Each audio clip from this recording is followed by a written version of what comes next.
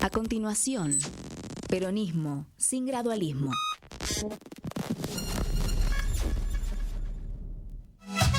Así comienza Peronismo sin gradualismo. Peronismo sin gradualismo. Un programa para el aporte a la reconstrucción nacional.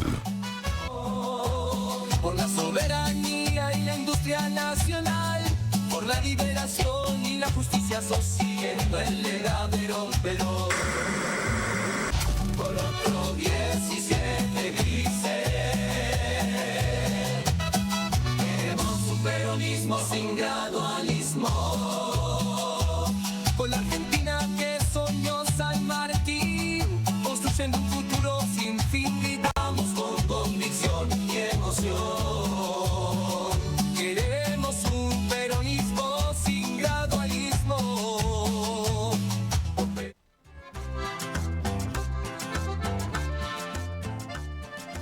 Nuevamente en Peronismo sin gradualismo.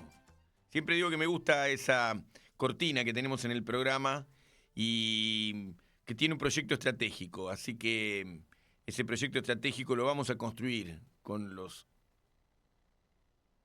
hombres y mujeres de este país. Así que, bueno, estamos en un día de una semana de las más duras, de las más fuertes que hemos vivido, tristes en la historia del país. Francisco no dibujó su geopolítica desde los mapas del poder, sino desde las heridas del mundo. De Lampedusa a Gaza denunció la lógica del descarte y propuso una fraternidad nacida de los márgenes. Su legado no queda en los palacios, sino en las manos del pueblo que lo entendió, los humildes, los migrantes, los poetas sociales, los que aún sueñan y construyen otro mundo. En el año 2003, apenas 4 meses después de ser elegido Papa, Francisco eligió su primer destino internacional. Define que es Lampedusa, quien escribe esto que leo, y que después va llegando a lo que quiero llegar, o vamos a proponer en este programa, que es hablar de la visión geopolítica, estratégica, el proyecto de país, el proyecto de sociedad, el proyecto de humanidad. Y bueno, por supuesto, entonces la miniatura del programa en YouTube será el Papa de los pobres y el tercer mundo.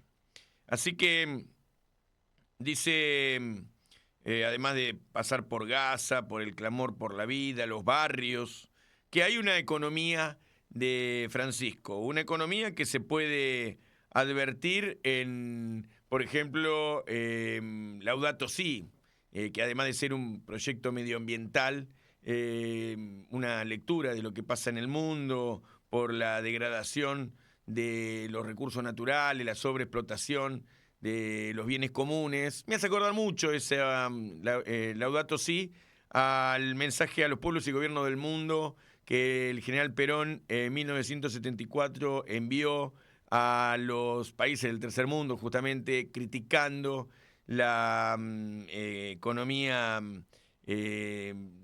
capitalista que venía sobreexplotando a partir del desarrollo industrial para la generación de necesidad de consumo los recursos naturales. Así que Laudato Si' es una visión, además de medioambiental, como se dice siempre, económica. Y también, bueno, por supuesto, el proyecto humanitario, económico, también de una economía al servicio del hombre y no un hombre al servicio de economía, como diríamos los peronistas. Francisco era peronista. La encíclica Fratelli Tutti. Así que vamos a ir pasando por estos lugares que se pueden llamar cualquier barrio de la periferia de Gran Buenos Aires, se puede llamar Gaza y su crítica al genocidio en Gaza, su llamado permanente a la clemencia, a la unidad, o por lo menos a la negociación. También puede llamarse cualquier barrio de Brasil, o los encuentros de los movimientos populares, como el que ocurrió en Río de Janeiro, con aquella enorme cumbre y otras que se hicieron con los movimientos populares. su visión del mundo, su misión también en el mundo era y es, porque él está vivo, los pobres, los humildes, los cabecitas negras, los descamisados, que hubiera definido Perón y Evita. Pero para no ir tan a lo terrenal, en el sentido de tan a nuestras cosas cotidianas, nuestros lenguajes, nuestros conceptos, tenemos que decir que los descartados y la economía del descarte que actualmente se yergue sobre el territorio nos ha hecho más individualistas, un poco, bastante más lejanos de la doctrina social de la Iglesia. Así que cuando yo empecé leyendo una nota, leía la nota de Diego Molinas, un compañero que fue seminarista, ha venido al programa varias veces, actualmente funcionario del Parlasur, y bueno, un hombre de la fe, de los seminarios, y también un hombre peronista, por supuesto. Así que está Diego acá, no sé si lo ven, estamos compartiendo con él la imagen, me doy cuenta, y tiene esa camisa rayada que alguna vez me regaló una parecida, en una situación que teníamos que entrar a algún lugar y yo no tenía una camisa. ¿Cómo andas, Diego, querido? Bien, qué gusto saludarte, Gastón. Qué grande. Gracias por este espacio. Mira, mientras que luego pasar acá a Arnold, porque va a estar con nosotros en el programa, no sé si viste, escuchaste que empecé con tu nota. ¿Estás de acuerdo con el enfoque? Lo charlé con vos también al principio, pero para reforzarlo, que te plantea al comienzo del programa, el enfoque que dice que el Papa Francisco es el Papa o fue el Papa de los humildes y del tercer mundo. De nosotros, ¿no? El Papa de nosotros. De nosotros, hay un sí, sentido de pertenencia ahí que en este momento complejo, vos hablaste recién de la complejidad de esta semana, pero también se nos suma a un dolor estructural fruto de políticas de Estado que lastiman, ¿no? Y que están realmente en las antípodas de la lógica de Francisco. Pero creo que es un momento para tomar autoestima, porque con todos con quien uno va hablando, yo fui hablando estos días con curas, ¿no? Hay como una romería de llamar a la gente que por ahí habla o se comunica, todos van hacia un mismo sentido. Francisco llevó lo mejor de esa tradición nacional solidaria del pueblo argentino a lo universal.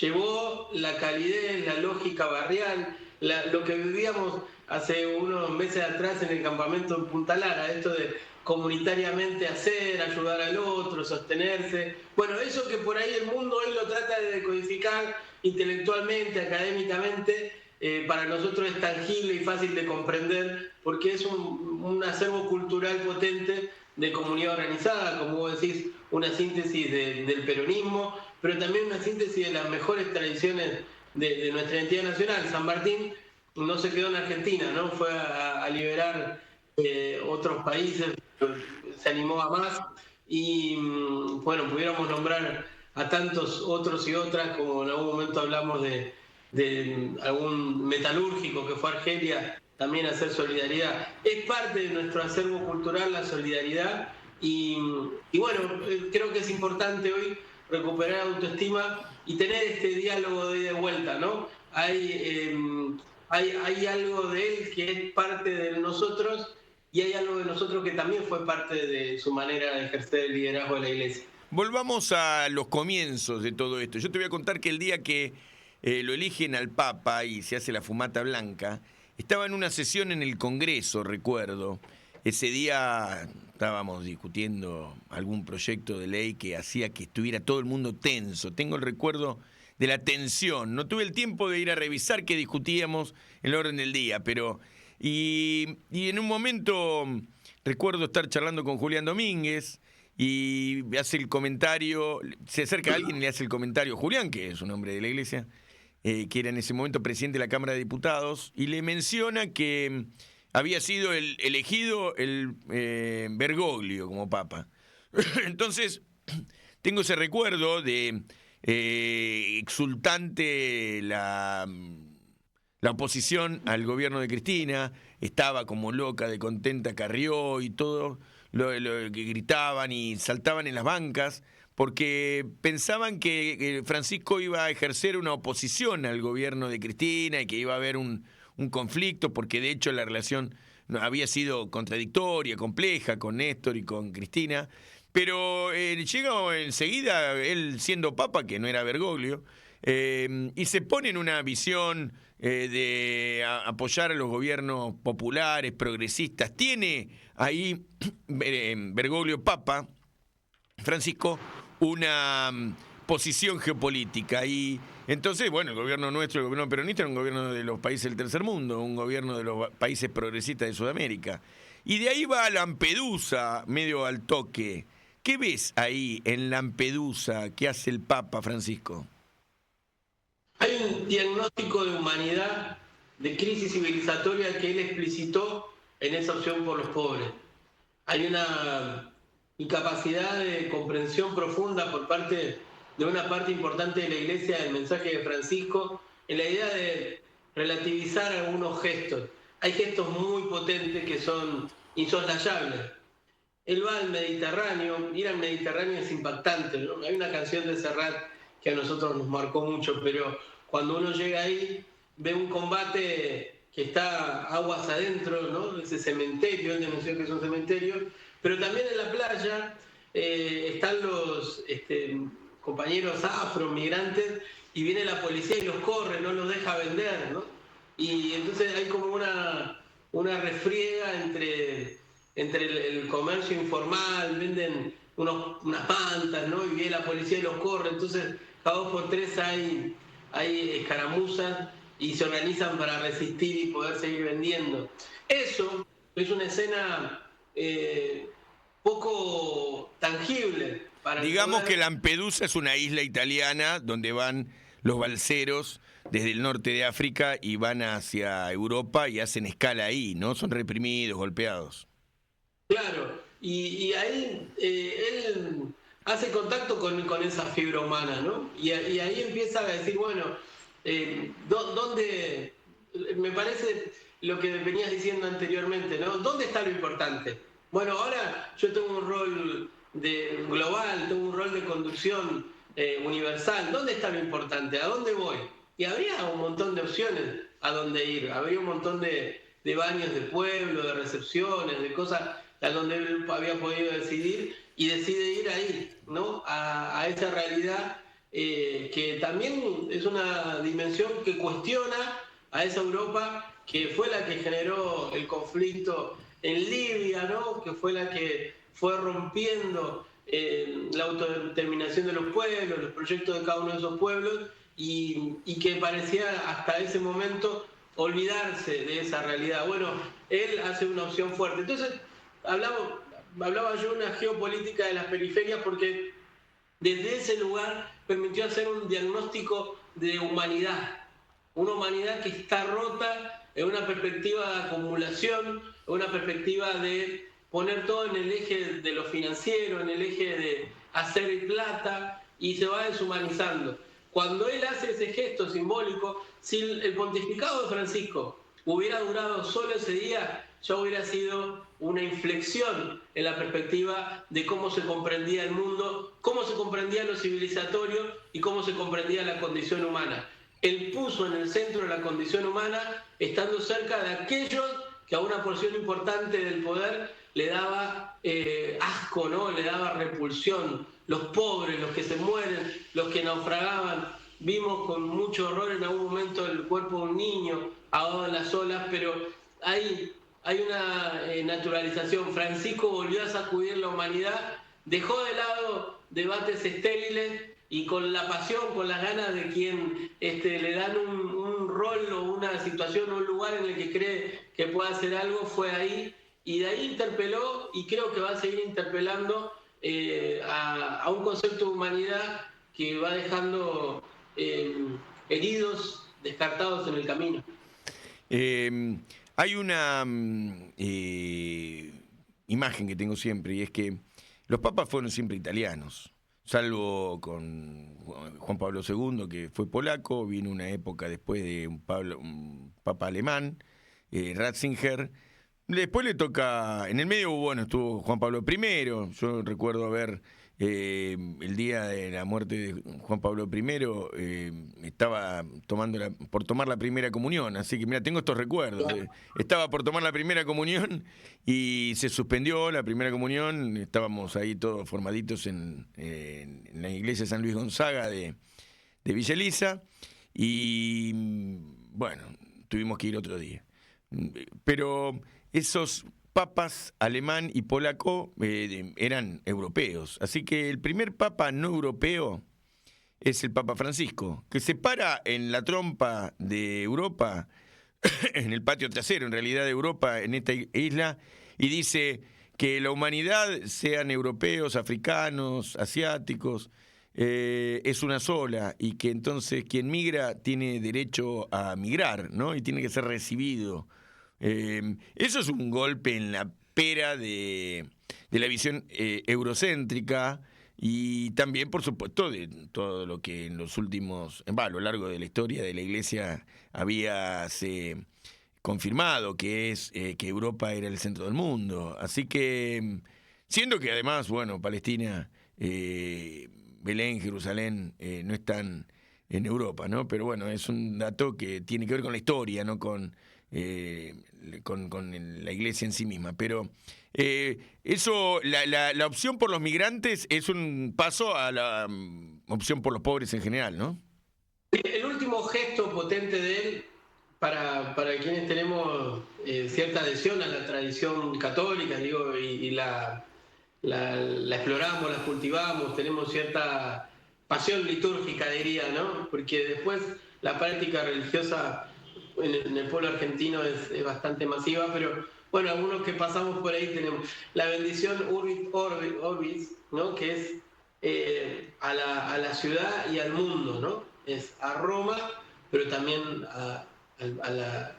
al universo, ¿no? Uh-huh. A la urbe y al universo. Ahí hay una definición muy interesante para comprender desde la lógica de la tradición católica, la tradición cristiana, esa dimensión de comprensión del rol del Papa y cómo él la reinterpretó. Porque él es el obispo de Roma, claro. Y ahí me parece que es lo que vos estás describiendo. Y él arranca diciendo, ¿no? Roma necesitaba un obispo y lo fueron a buscar hasta el fin del mundo mis colegas cardenales, ¿no? Pero no deja de ser el obispo de Roma. Pero es el obispo, el pastor general de la Iglesia Universal, no solamente el obispo de Roma, claro. Esa contradicción no se había resuelto nunca. Y en esa perspectiva, donde todavía el otro día es bueno, pero la Iglesia es monárquica, es un imperio, no es un imperio, tiene esa liturgia imperial, ¿no? Tiene esa lógica, bueno, el concepto de catolicismo es de ahí, de esa potencia universal, de gobierno universal, de administración, ¿no? De cierta voluntad de fe de una porción importante de la humanidad. Entonces es un rol al cual él no eludió, no se hizo el tonto, entendió que tenía esta doble dimensión, ¿no? A la urbe, el obispo de Roma, pero también a lo universal. Y desde ese lugar creo que él instaló un imperio de lo humano, ¿no? Como desde adentro, ¿no? Desde el corazón de lo que puede hacer ese imperio romano, o reminiscencia histórica, simbólica, de esa perspectiva, de esa vocación de Roma, ¿no? Esta idea de que todos los caminos conducen a Roma, salió hacia los márgenes, que también fueron los márgenes de los viajes, pero también fueron los márgenes de la misma Roma, ¿no? Anduvo la ciudad. Entonces me parece que ahí hay un dato interesante en esta comprensión de cómo él asumió su rol de ser hijo de inmigrantes italianos, ¿no? Gente que inmigró, de esa identidad. Él era por momentos un poco tano también, pero desde adentro, casi como un caballo de Troya de los humildes, casi como un caballo de Troya Claro. de los marginados, Claro. para decir, che, acá estamos, ¿no? Y eso es una campana que sigue resonando, ¿no? Es una interpelación potente. Che, me gustó lo de Caballo de Troya. Después vamos a ver si lo podemos relacionar. Si bien Troya es antes, son un par de siglos antes, pero me gusta porque es la región, ¿no? Grecia, Roma. Por la zona de disputa también, Es una ¿no? zona en disputa, claro. Ahí, mira, te quería, antes de que vayamos, después vamos a ir a Gaza, la visión del Papa respecto del genocidio en Palestina, vamos a ir a ver Tierra, Techo y Trabajo, la relación de los movimientos populares, tenemos videos, me estoy comiendo que tenemos que ir metiendo algunos videitos, y tengo también la visión del Papa y el fútbol, por ejemplo, el Papa futbolero. Estoy acá con Arnold, ¿viste? Roberto Moreira, un compañero, que también lo invité que esté acá en el programa, vamos a hacer un ensayo, por ahí lo contratamos. ¿Qué tal? ¿Cómo andás? ¿Bien? ¿Cómo estamos? Bien. Compañeras, compañeros, gracias Bien. por la invitación.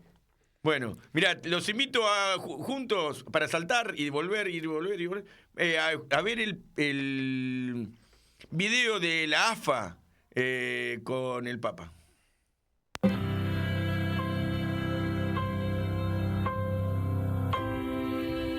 Francisco, qué jugador.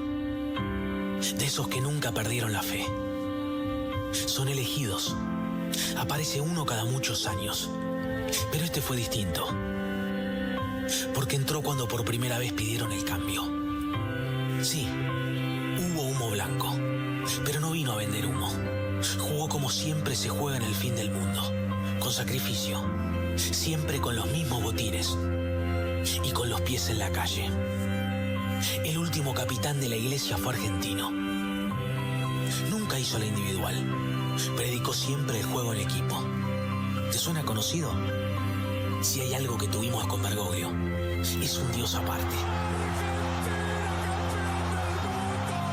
Hagan lío. Argentino tenía que ser. Dejó tirado cuanto protocolo se le cruzó. Pidió perdón por faltas que ni él cometió. Hizo bailar a muchos privilegiados, hasta quedarse sin aire.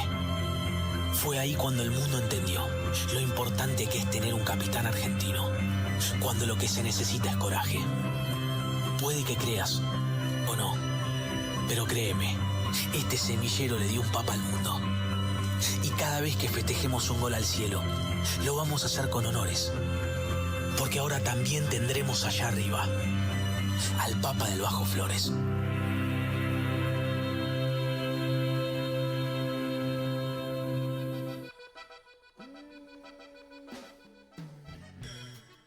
¿Cómo conecta con todo lo que estuvimos diciendo, ¿no? El video de la AFA. Para mí esto es algo impresionante. La verdad que por momentos como que se me erizaba la piel. Y Gastón, la verdad que te tengo que decir una cosa que me sale del alma. Sí. Digo, todos nos hacen creer que somos del tercer mundo. Todos. Vos hablás de quien hablé, estamos en el tercer mundo. Maradona. Somos el tercer mundo. Somos el tercer mundo. Sí, sí. ¿No? Y por eso mantenemos la tercera posición. Claro. Pero Maradona, el mejor del mundo. Messi, el mejor del mundo. El Papa, el mejor Papa del mundo. Argentino. Los recursos minerales, los recursos naturales, Así es. los movimientos sociales, Así es. el peronismo. Digo, después de esto, ¿qué más satisfacción uno se puede llevar de haber luchado, de haber estado? Y como vos dijiste, lo mamé de chico. Estaba esperando tomar la comunión y me suspendieron la comunión. Estamos hablando de Eso mucho fue tiempo. por Juan Pablo I. Claro, digo, pero lo mamaste de chico, ¿sabés lo que era la iglesia? Digo, tuvimos curas, obispos y cardenales que fueron socios de la dictadura militar, pedófilos, y los sacó a todos, arrasó con todo. Cuando yo, católico, dejé de creer en la iglesia, el Papa me volvió a meter la iglesia en la cabeza y a volver a nombrar a Dios, porque hasta ahí yo me había desilusionado. Escuché mucho, vos sabés que eso en estos días, inclusive algunos que se decían agnósticos o periodistas, viste, que estaban fuera, que habían sido parte de la iglesia, que querían volver.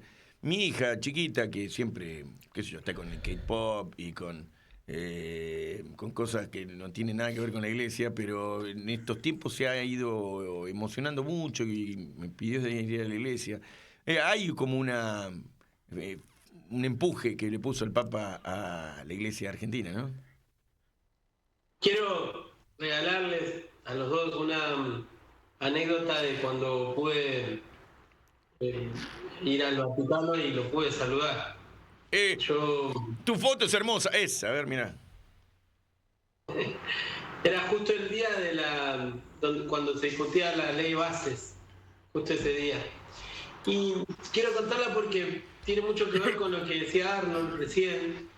Yo no sería lo que soy si la iglesia, los curas, no me hubieran dado la posibilidad de formarme, de salir. Y esa realidad en la cual para muchos de nosotros la capilla del barrio, la parroquia del barrio, en el 2001, cuando todo estaba roto, era un lugar de resguardo, de refugio. Yo a veces, con compañeros del trabajo, en este trabajo en el que estoy hoy, cuentan, bueno, el equipo de rugby, el equipo de natación. Nosotros no teníamos tantas opciones, teníamos la capillita del barrio. Pero ahí ya se ensayaba una lógica de lo comunitario. Mi papá fue militante del movimiento villero peronista en la Villa 20 de Lugano, y ahí trabajó con Alice Dumont, una de las monjas francesas que después fue desaparecida por la dictadura en la iglesia de Santa Cruz con el trabajo de inteligencia de Astiz. Eso también es parte del capital familiar, ¿no? Simbólico, esa idea de que desde hace mucho tiempo, y seguro por mucho tiempo más hacia adelante, vamos a pelear contra la injusticia. Cuando yo viajé esa vez a Roma fue un poco de casualidad, era una escala, yo estiré lo que pude esa escala y dije, bueno, voy a tratar de verla. Y ahí, por mensaje, buscando a ver quién me podía ayudar a verlo, a estar ahí con él, conecto con Genevieve, que es la monjita que se vio en estas últimas horas. Están todos los cardenales y entra una monjita con una mochila verde y se queda 20 minutos rezando frente a él. Esa Genevieve es sobrina de una de las monjas francesas y ella me posibilitó a mí ir a una de las audiencias. Ella, todos los miércoles, ella vive en un carromato de circo en Ostia, con trabajadoras del circo, trabaja con la comunidad LGTBIQ+, trabaja con mujeres trans, y todos los miércoles ella lleva hasta ahora, espero que siga siendo así, diferentes militantes, diferentes compañeras trans, militantes del colectivo LGTB, trabajadoras a visitar al Papa en la audiencia. Entonces estaban los mandatarios, los jefes de Estado, ¿no? Los artistas, y había una fila que siempre se reservaba para la gente que llevaba a Genevieve. Yo fui con ella. El encuentro con él fue eso. Yo le dije, bueno, te traigo para que vendías esta bandera, hoy es un día doloroso, y entonces me dijo, sí, hoy la patria duele. Y ¿Qué era el día? ¿El día de qué era? Era el día que se trataba la ley bases. Ah, cierto, sí. Fue un instante corto.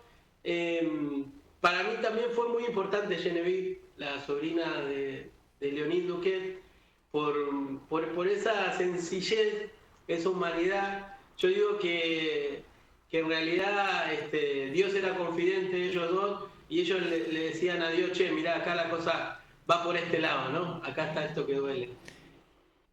Para mí, que nací en Budge, la legitimación siempre fue algo complejo para muchos de nosotros. Por eso nos organizamos.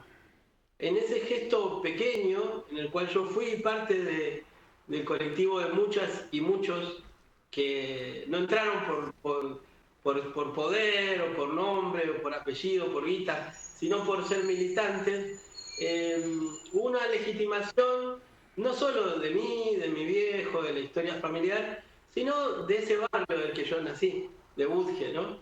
Desde ahí, para algunos curas fue mucho más fácil llamarme, hablarme, ¿no? Entonces yo creo que esa fibra sensible, de mate, de identidad nuestra, fue una potencia tremenda capaz de reconstruir mucho del humano que estaba roto, y yo me siento parte de eso.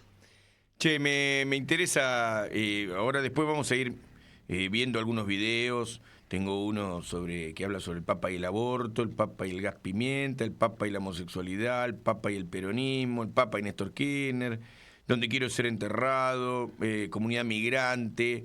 Pero para hacer meternos a fondo en la nueva iglesia del Papa, además de Lampedusa, inmediatamente el hombre fue a Brasil, Copacabana, y ahí empezó a horadar la lógica aristocrática, oligárquica de una cierta lectura o superestructura en la iglesia, y entonces se reúne con los movimientos populares. De allí surge la Tierra, Techo y Trabajo. Nosotros lo conocemos por el lado de la UTEP, porque junto con los movimientos, integrando en la UTEP, nuestras organizaciones fueron parte de esta movida. ¿Quieren que veamos el videíto y hablamos un poco sobre eso con ambos? Estoy desesperado por verlo a Arnold hablar sobre el tema.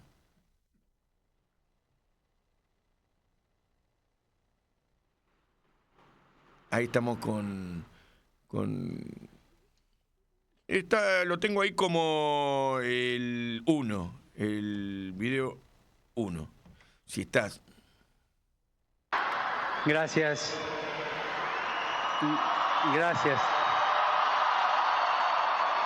Por estar hoy aquí, por haber venido. Gracias a los que están adentro y muchas gracias a los que están afuera, a los 30.000 me dicen que hay afuera. Desde acá los saludo. Están bajo la lluvia. Gracias por el gesto de acercarse. Gracias por haber venido a la Jornada de la Juventud. Pero yo le sugerí al doctor Gasparri, que es el que maneja, que organiza el viaje, si hubiera un lugarcito para encontrarme con ustedes. Y en mediodía tenía arreglado todo. Así que también le quiero agradecer públicamente al doctor Gasparri esto que ha logrado hoy.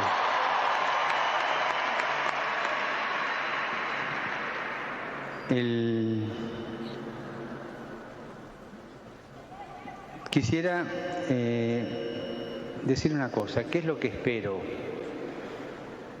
como consecuencia de la Jornada de la Juventud? Espero lío. Que acá adentro va a haber lío, va a haber. Que acá en Río va a haber lío, va a haber. Pero quiero lío en las diócesis. Quiero que se salga afuera. Quiero que la iglesia salga a la calle. Quiero que nos defendamos de todo lo que sea mundanidad, de lo que sea instalación, de lo que sea comodidad, de lo que sea clericalismo, de lo que sea estar encerrados en nosotros mismos. Las parroquias, los colegios, las instituciones son para salir. Si no salen, se convierten en una ONG. Y la iglesia no puede ser una ONG. ¿Ah?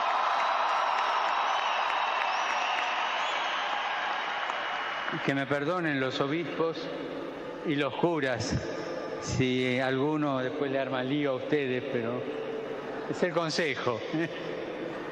Y gracias por lo que puedan hacer. Miren, yo pienso que en este momento esta civilización mundial se pasó de rosca, porque es tal el culto que ha hecho al Dios dinero que estamos presenciando una filosofía y una praxis de exclusión de los dos polos de la vida que son las promesas de los pueblos. Exclusión de los ancianos, por supuesto, porque uno podría pensar que podría haber una especie de eutanasia escondida.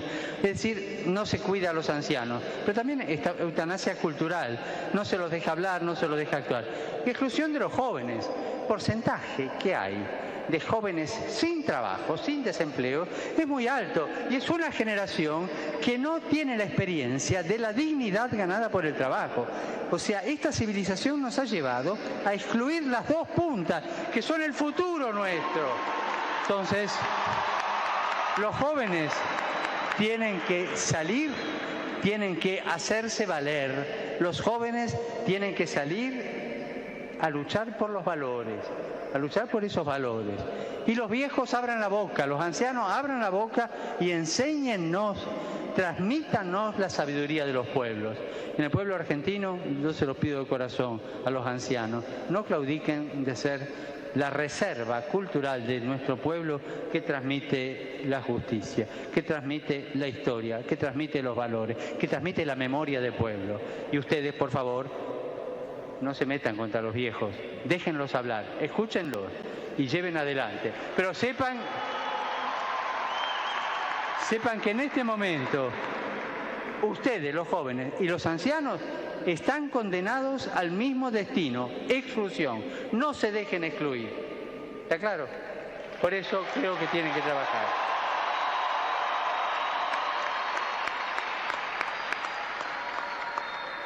Y la fe en Jesucristo no es broma, es algo muy serio.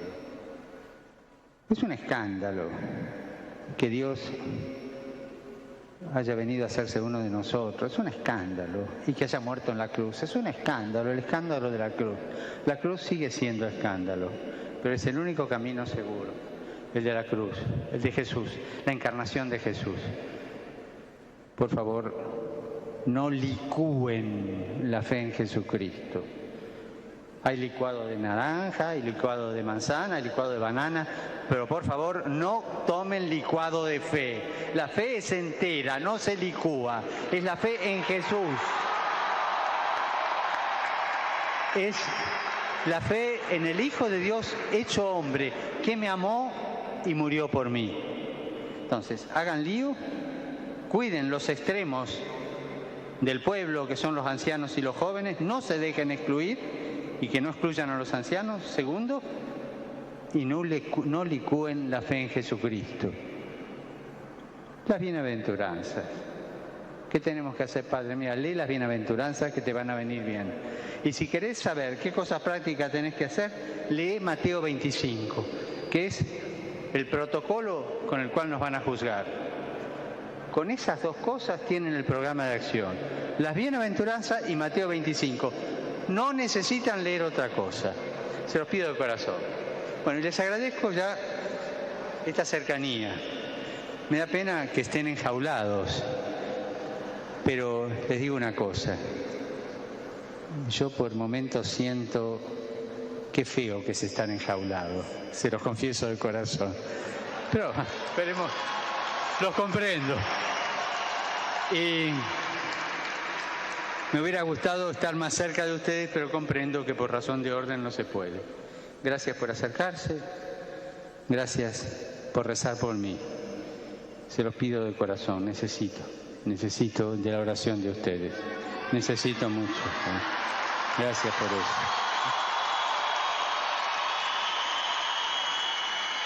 Y bueno, les voy a dar la bendición y después vamos a bendecir la imagen de la Virgen, que va a recorrer toda la República. La cruz también. Y la cruz de San Francisco, que van a recorrer misionariamente. Pero no se olviden, hagan lío, cuiden los dos extremos de la vida, los dos extremos de la historia de los pueblos, que son los ancianos y los jóvenes, y no licúen la fe. Y ahora vamos a rezar para bendecir la imagen de la Virgen y darle después la bendición a ustedes.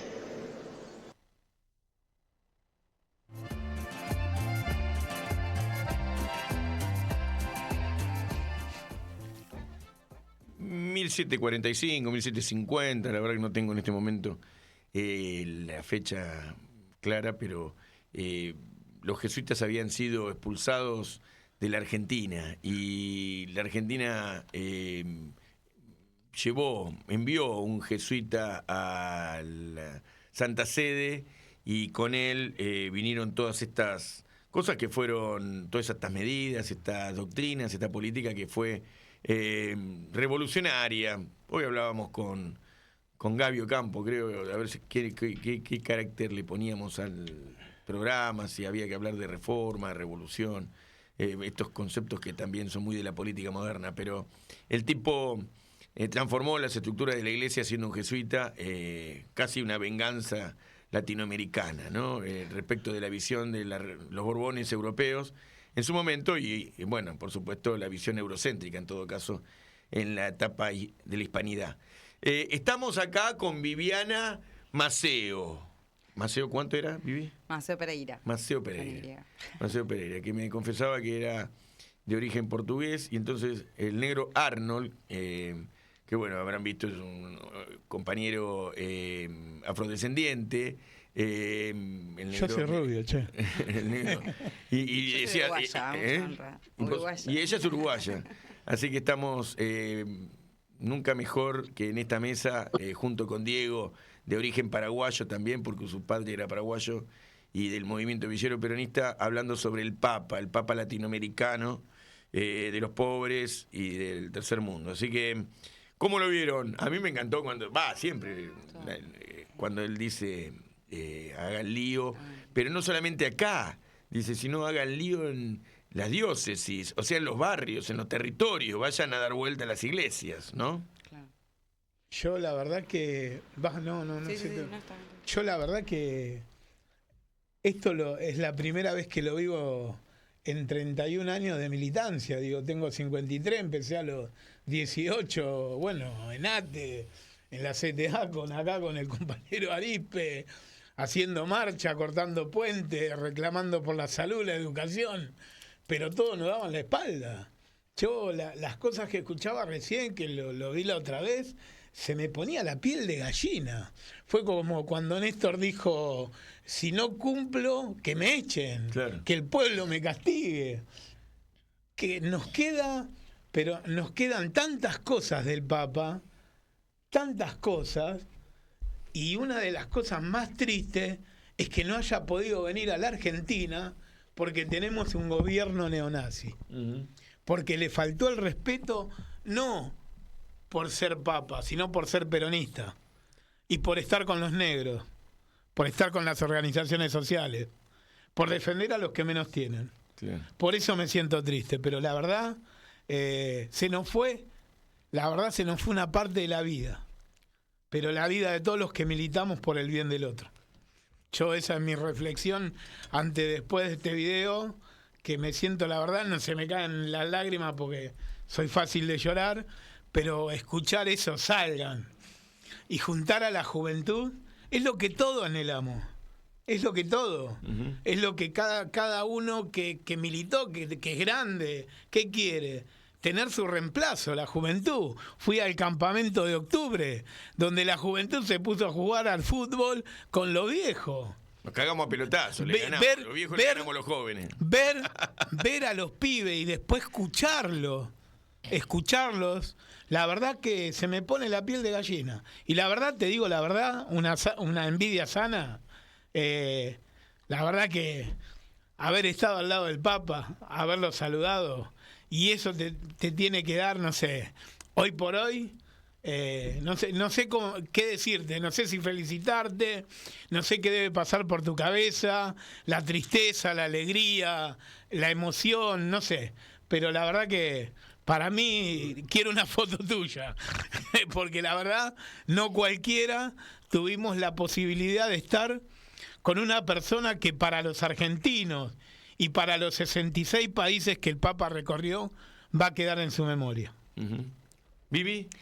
No, me quedo con sus palabras de hagan lío y de justicia social, siempre hablando a favor de los pobres, de sentir compasión, de sentir caridad Y nada, me parece una ironía ahora todo lo que está pasando con este gobierno, que se están peleando por quién va a Roma, y los que tienen más dinero buscan sacarle dinero al Estado para viajar a Roma, pero no ¿por qué no lo hicieron antes, cuando estaba vivo? O sea, son unos hipócritas. Es una ironía total y nada, me parece un bajón. Milei hablaba de que era un enviado del demonio, ¿no? Era la representación del diablo. Del diablo.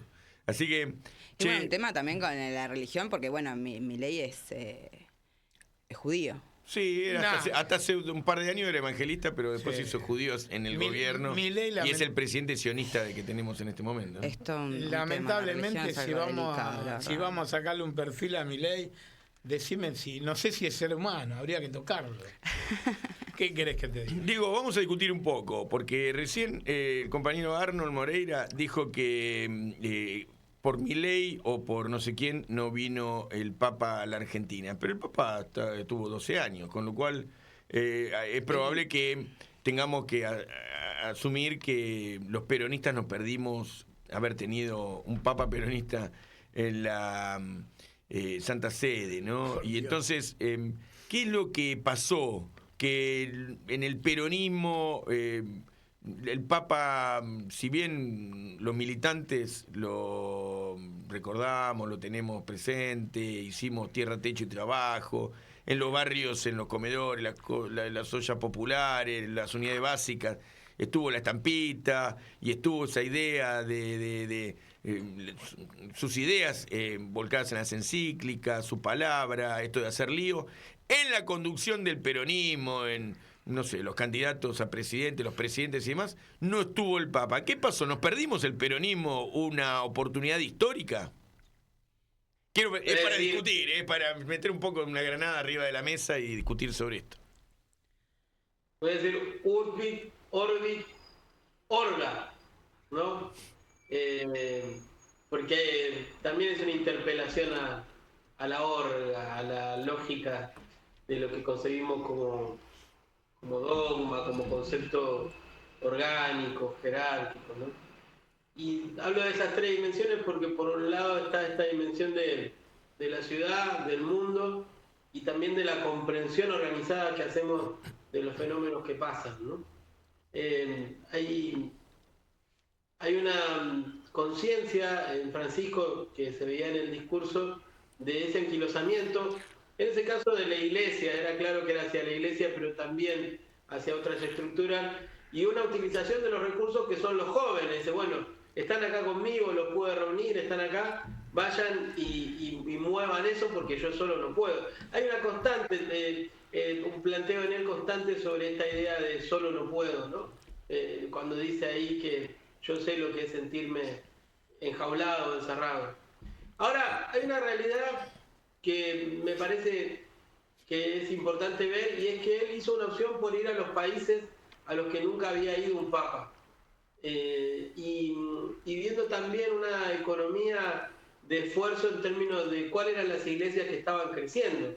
Ahí hay una perspectiva geopolítica interesante en términos de comprender lo que está pasando en África, en Asia, ¿no? Esas grandes multitudes que se están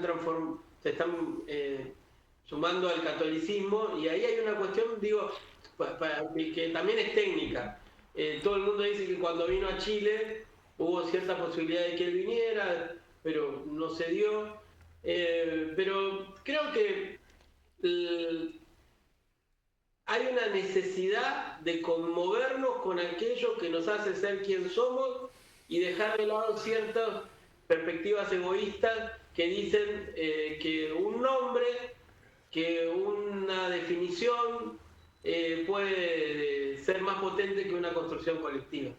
La teología debe ser la comprensión de Dios, la comprensión de cómo se interpreta eso desde el origen de eso a hoy, pero no puede ser un dogma político la teología. No se puede hacer teología política para definir quién conduce y quién no conduce. No se puede hacer teología política para decir quién vale más y quién vale menos. No se puede hacer teología política para decidir quién participa y quién no.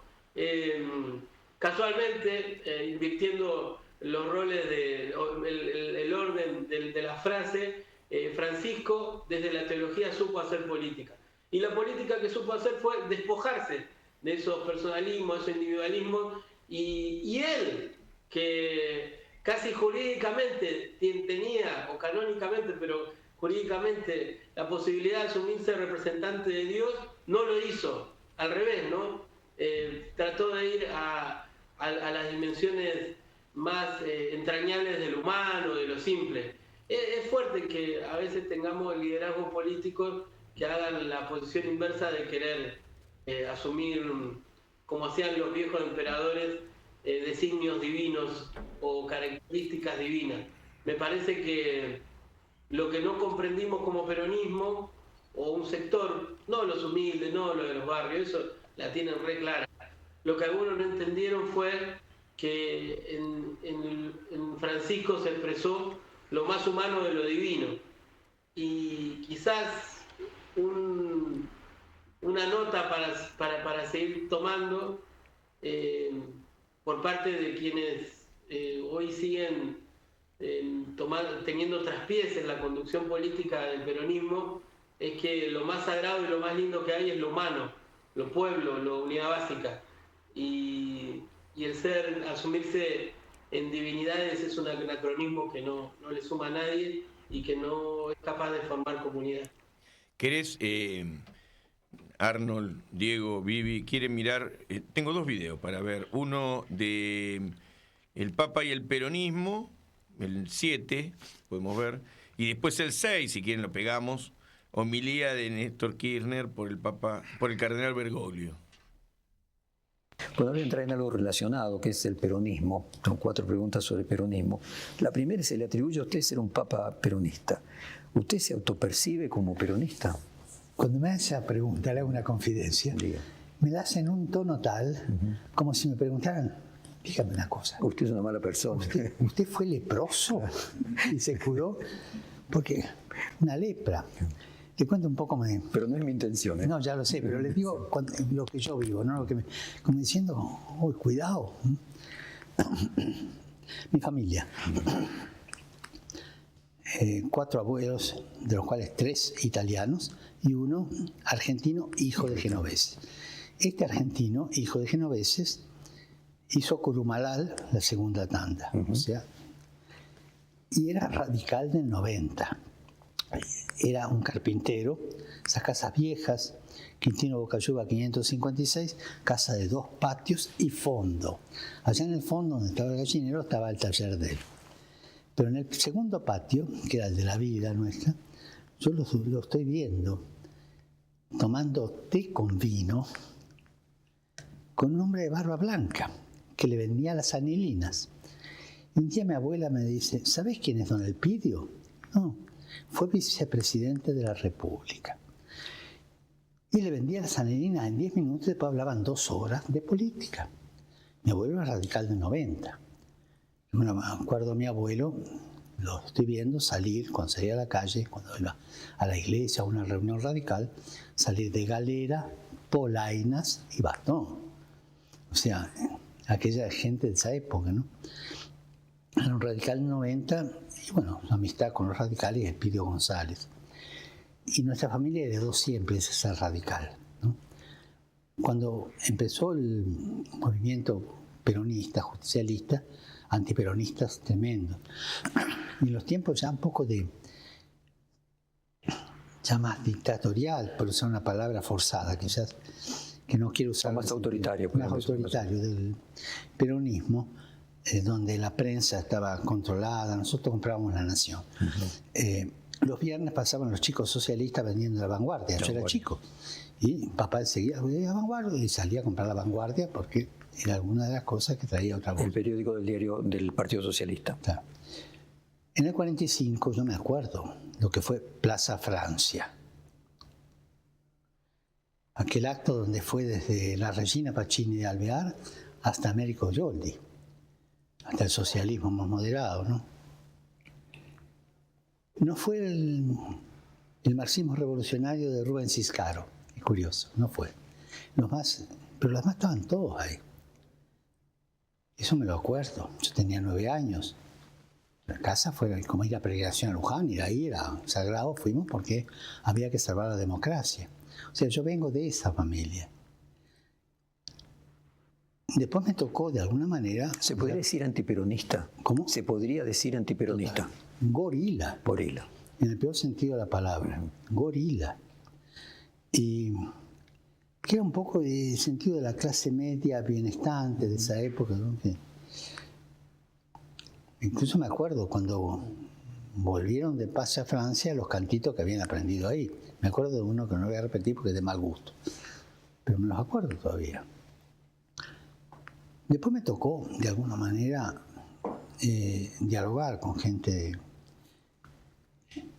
Como obispo me tocó acompañar a una de las hermanas de Evita, la última que murió, la esposa de Bertolini, que venía a confesarse conmigo. Una mujer buena, nada que ver. A mí se me licuó ese antiperonismo y pude dialogar con gente peronista bien, gente sana, con radicales sanos. Lo importante del peronismo, lo que llamó la atención de ciertos grupos más católicos y eso, fue la elaboración de la doctrina social de la Iglesia, que se la hizo el arzobispo de Resistencia, Monseñor De Carlo. Eso es histórico. A tal punto que en el seminario de Resistencia, que se lo hizo Perón a De Carlo, Perón hablaba a la plaza desde el balcón. Y un día se ve que había oído cosas y quiso defender al arzobispo. Y dijo esto, textual, quiero aclarar una cosa. Dicen que De Carlo es peronista. Mentira. Perón es decarlista. O sea, ahí había una fusión. ¿Por qué? Porque De Carlo le dio la redacción de la doctrina social de la Iglesia que Perón la asumió, ¿no? O sea que el peronismo es un movimiento popular que tiene un largo camino y que convocó mucha gente con proyectos de justicia social y un momento político. Pero mi familia ciertamente era antiperonista y yo tuve que tratar con toda la gente y cambiar un poco la perspectiva, ¿no? Incluso historias más domésticas que me contó la señora de Bertolini, que fue la última que murió de las hermanas, a mí me abrían los ojos de la crueldad de lo que fue también la persecución de la Revolución Libertadora. Esa es verdad. ¿Y qué atribuye usted que se lo indique como peronista a usted? ¿Por qué los demás le atribuyen? Independientemente que es algo peyorativo, como usted decía, es una manera que tienen de encasillarlo. Sí, o sea, porque como hombre de gobierno abrí todo el juego, ¿no? No sé. Incluso ahí me acusaban de ser de la institución esa Guardia de Hierro. Porque, sí, tengo casualmente una pregunta sobre ese tema. Porque cuando hubo que pasar la Universidad del Salvador a los laicos, se hizo un grupo de laicos y había varios de Guardia de Hierro. Ahí me enteré quién era Guardia de Hierro, no tenía la menor idea. Bueno, después llevaron adelante, después a los pocos años tuvieron su conflicto y ahí tuve que poner a una gran mujer, liberal, pero una gran mujer, Mecha Terren, como rectora, que fue la que equilibró la Universidad del Salvador, ¿no? Realmente, la Universidad de los Jesuitas, casualmente. ¿Cómo? La universidad, se dice en la Argentina la Universidad del Papa, la Universidad de los Jesuitas. Claro. Ahora, ¿por qué usted cree que lo califican de peronista, independientemente de que lo hagan en sentido peyorativo? Siempre buscan colocarlo dentro de una cama de Procusto. No tengo idea, quizás por ciertas propuestas sociales, ¿no? Pero me podría decir socialista, ¿no? Yo sobre esto hablé mucho con Clelia Íscaro, la hermana del político, Rubén, que se llamaba, ¿no? Clelia venía a verme al arzobispado, a pedirme plata para nuestra palabra. Yo se la daba. Y se quedaba charlando, fumaba como una chimenea. O de 80 años, una gran mujer. Yo la respeto. Recontra izquierdista, pero una gran mujer. Como otras mujeres políticas, como Alicia Moró, por ejemplo, que también la conocí, las grandes mujeres. Hermosa mujer, sí. Alicia Moró fue esencial en la fundación del Perfil. Ya me da mucho coraje en ese sentido. Bueno, avancemos en el punto de lo que usted ya mencionaba, ¿no? En 1893 el Papa León XXIII, en la encíclica Rerum Novarum, dio su apoyo al derecho laboral y a la formación de los sindicatos. Y el peronismo obviamente tiene mucho que ver con eso. ¿Cuál es su visión actual sobre el papel de los sindicatos? A los sindicatos le pasa lo que a toda institución, sea eclesiástica o no eclesiástica. Si no vive en una continua renovación, pierde fuerza y a veces se echa a perder, ¿no? Es propio del sindicalista negociar, tiene que negociar. Pero tiene que ser muy viva su vocación para no vender a su pueblo. En el mundo hay casos de sindicatos que han negociado mal. Hay casos de sindicatos que han negociado bien. Acá tuve varias reuniones con sindicalistas de varios lugares, ¿no? Una cosa es recibir los sindicalistas italianos, otra cosa es recibir los de América Latina, son distintos, ¿no? ¿Qué diferencia tienen, Santo Padre? Estos son más ideológicos, son más, ¿no? Allá son más pragmáticos. Pragmáticos, o a veces estos cuando decaen enseguida muestran la hilacha, ¿no? Los más nuestros no muestran la hilacha y por ahí decaen un poco y siguen componiendo. Pero yo he conocido grandes sindicalistas, grandes sindicalistas, gente que ha dado su vida, que ha trabajado bien, y también estos que negocian mal, ¿no? Es decir, de todo. Acá también los hay que negocian mal, en todo el mundo. Pero el sindicato es una manera, pero hoy día como que el sindicato, esto es una intuición mía, es intuición, como que ya es una institución que perdió ese poder de convocatoria como era antes, ¿no? Y tiene, sí, es más bien organizativo, sí, lleva adelante cosas bien, y eso lo tomó los movimientos populares, que creo que hoy día la fuerza de los excluidos, para hablar de los que están mal pagados, de los que son explotados, los excluidos, va el camino de los movimientos populares. Yo tuve 4 reuniones con los movimientos populares del mundo, están publicadas las cosas y todavía aparecen cosas como que se aburguesaron los sindicatos. Si escucho y trato de se aburguesaron los sindicatos y la defensa de las personas excluidas ya no están más en ellos. Puede ser esa palabra, puede ser que perdieron fuerza. No quiero simplificar. Como que de alguna manera entraron en la institución. Ahora tendrá que ver, Santo pero Padre, tienen su valor, tienen su valor actual. Tiene que ver con el cambio del trabajo, del papel del También trabajo. Puede ser eso, ¿no? Los movimientos populares parten de otro lado, ¿no? Y incluso del desocupado parte, ¿no? El sindicato parte del ocupado, o sea, sistematiza un poco el derecho laboral. Por eso. El otro parte de los que no tienen nada o los explotados fuera de un sistema laboral. Y realmente yo veo mucha riqueza. Tuvimos 4 encuentros.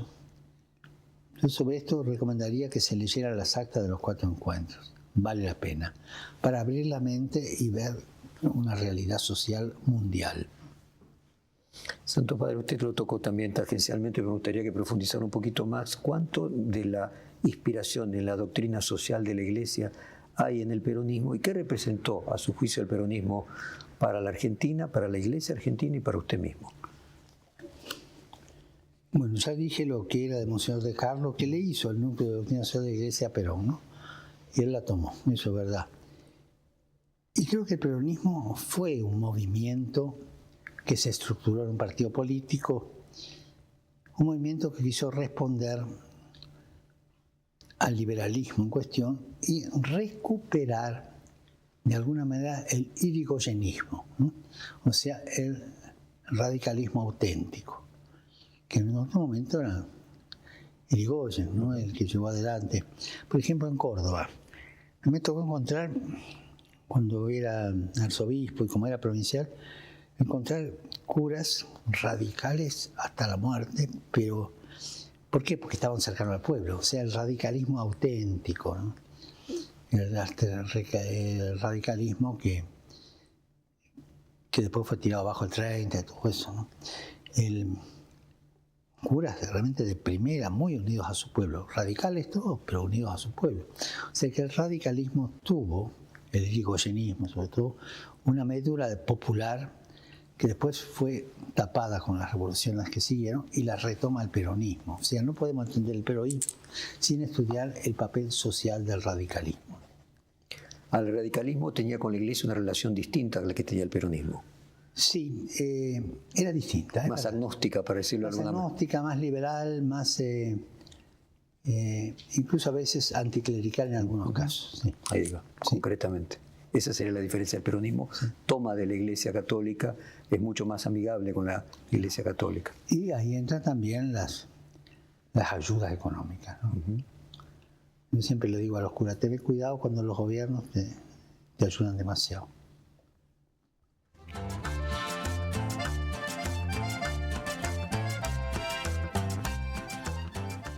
Bueno, la verdad que parecía un dirigente político, no sin dejar la sotana y su posición en la iglesia, pero como argentino explicó mejor que nadie la historia de las ideas, hizo un poco de historia de las ideas, historia de las organizaciones, utilizó categorías muy adecuadas. La verdad que hay que analizarlo en detalle, un documento de 13 minutos, pensé que era un poco más corto, podríamos haberlo cortado si hubiera sabido, pero poco tiktokero, pero muy útil para poder interpretar lo que piensa el Papa del peronismo, de la política argentina, de los sindicatos y las organizaciones populares. En un rato vamos a ver lo de Néstor Kirchner, pero también vamos a ver lo de los movimientos populares. Vivi, vos que conducís un comedor, ¿cómo viste esto? ¿Vos te sentís que vincula lo que dice el Papa, el comedor, la cuestión peronista? Porque tampoco es que ha nacido a militar en el peronismo, sino que vos empezaste a militar en el comedor, en el barrio, a organizar el barrio. Era de izquierda primero. A ver, contá. Y nada, fui pasando por diferentes organizaciones, pero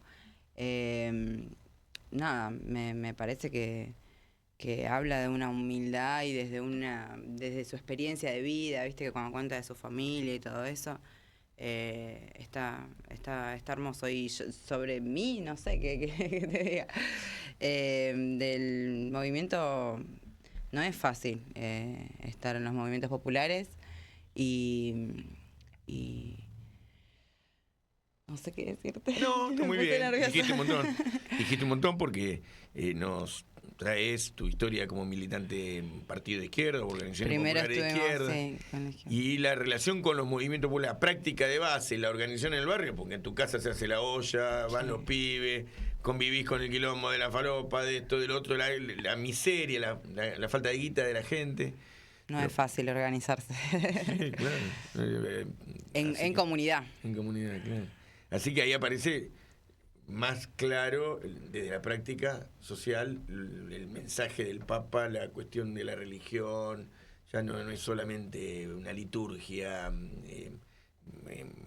así ecuménica o de izquierda, sino aparece en profundidad la doctrinación de la Iglesia, ¿no? La organización para darle la mano al otro. Lo que en la Iglesia sería la encíclica del buen samaritano, ¿no? El samaritano que levanta al judío que se llevaban mal, pero que lo levanta y lo cura y lo atiende en su casa. Vos haces eso. ¿Y vos, negro, cómo lo viste? No, espectacular. La verdad que siempre fui sindicalista, lo soy, vengo del campo sindical, vengo del socialismo. Y siempre estuve con Alfredo Bravo, con Jorge Riva, con Ariel Basteiro, con muchos compañeros socialistas, hasta que, bueno, vino el Ari y yo ahí no podía estar porque a mí la gorda judicial no me representa en nada. Pero ahí me di cuenta que mi pertenencia era más el peronismo por una cuestión socialista. Claro. Digo, que no había... había un cambio de color y bandera, pero después, Alfredo Palacio, como vos lo conocés, Ariel Basteiro, piensan de la misma manera y hoy están en el kirchnerismo, peronismo. Digo, no había mucho que pensar. Y la verdad que lo que se dice es totalmente cierto.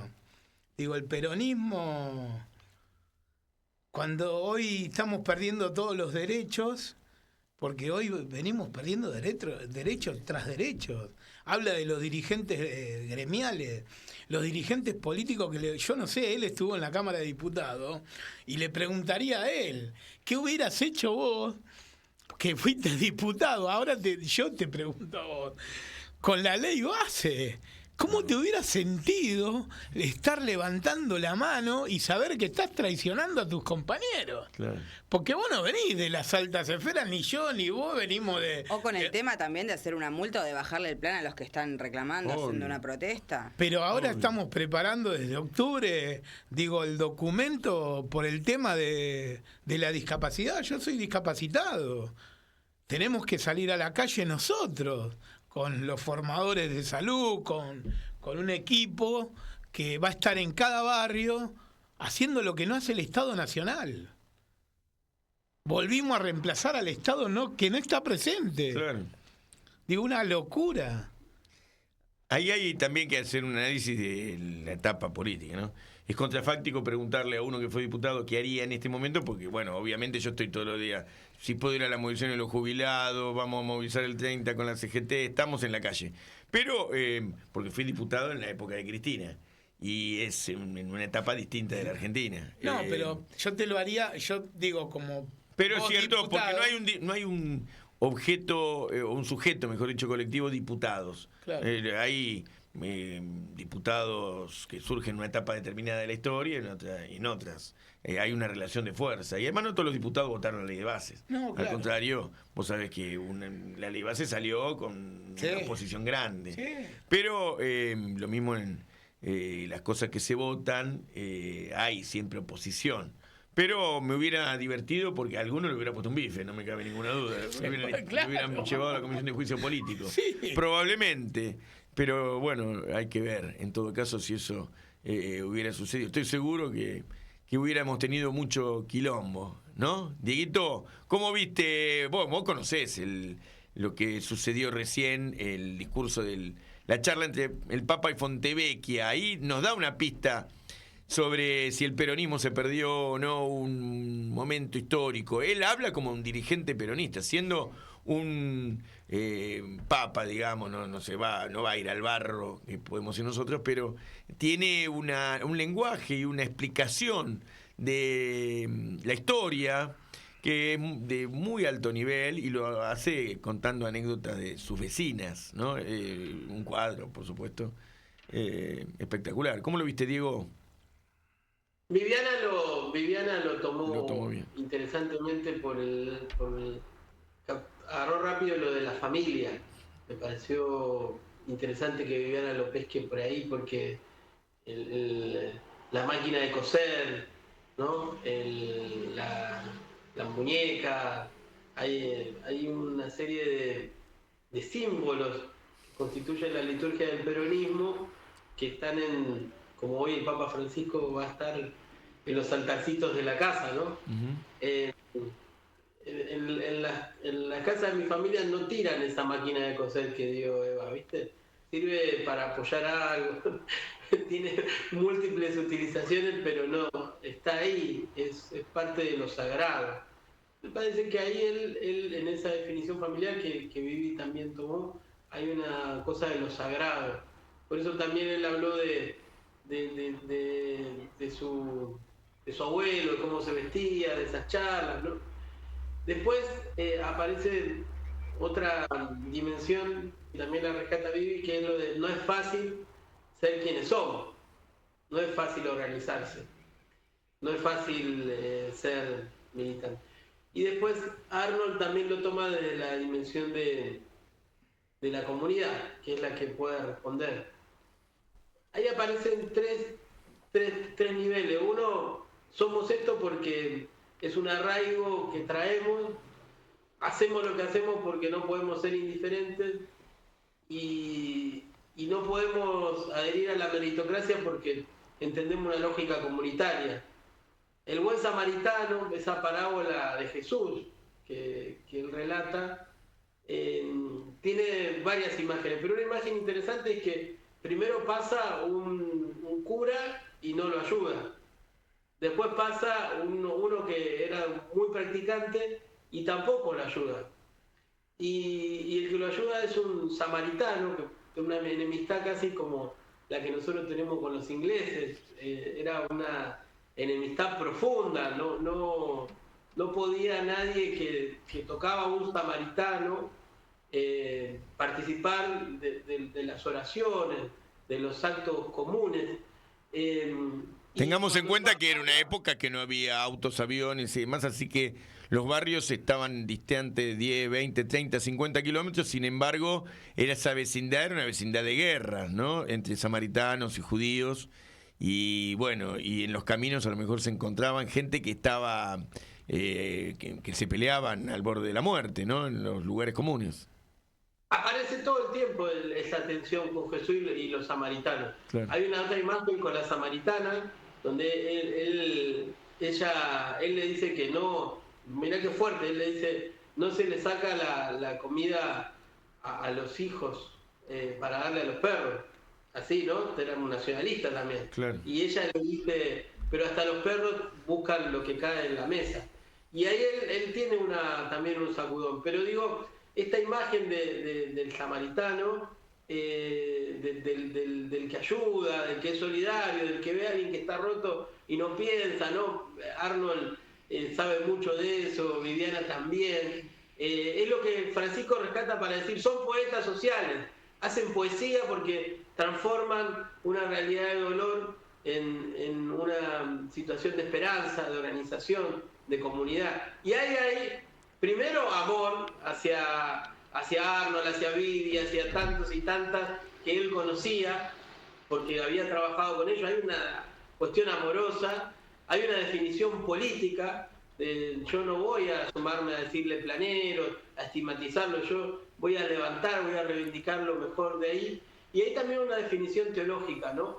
De decir, bueno, si quieren ver por dónde anda Dios, ahí está. Búsquenlo en los comedores, búsquenlo en las ollas populares, búsquenlo en estos que hoy encarnan a ese samaritano, pero también encarnan lo mejor del humano.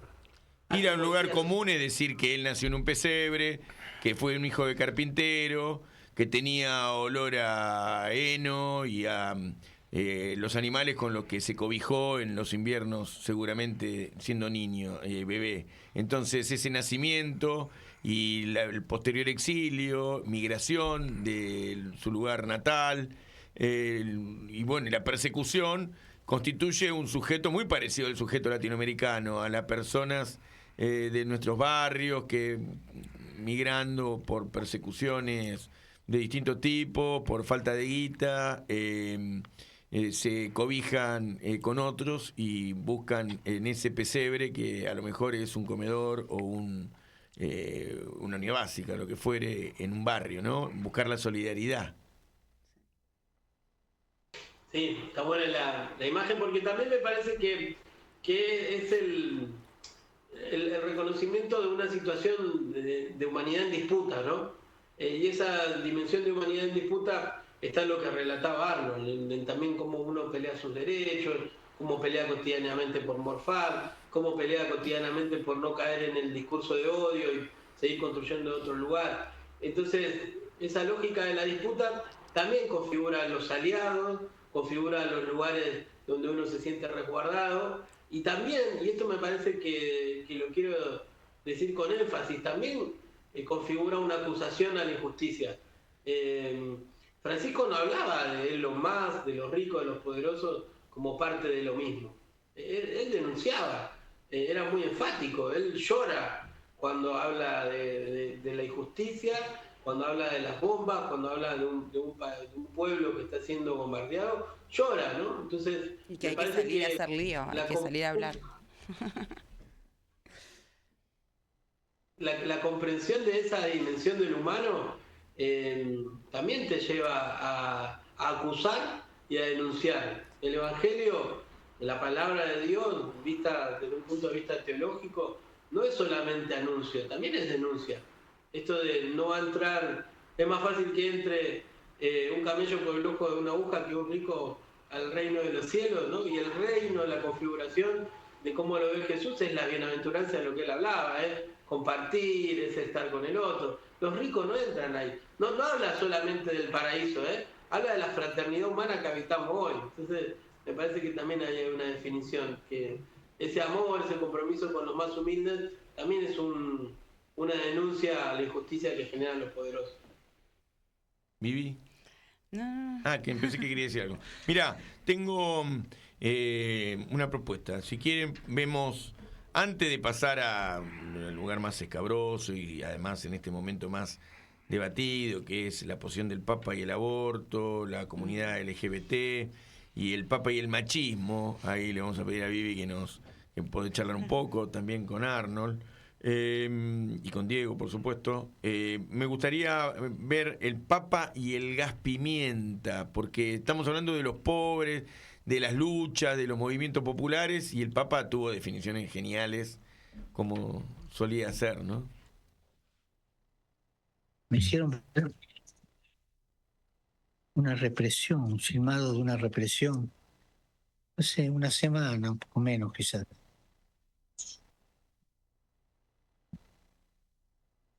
Obreros, gente que pedía por sus derechos en la calle. Y la policía la rechazaba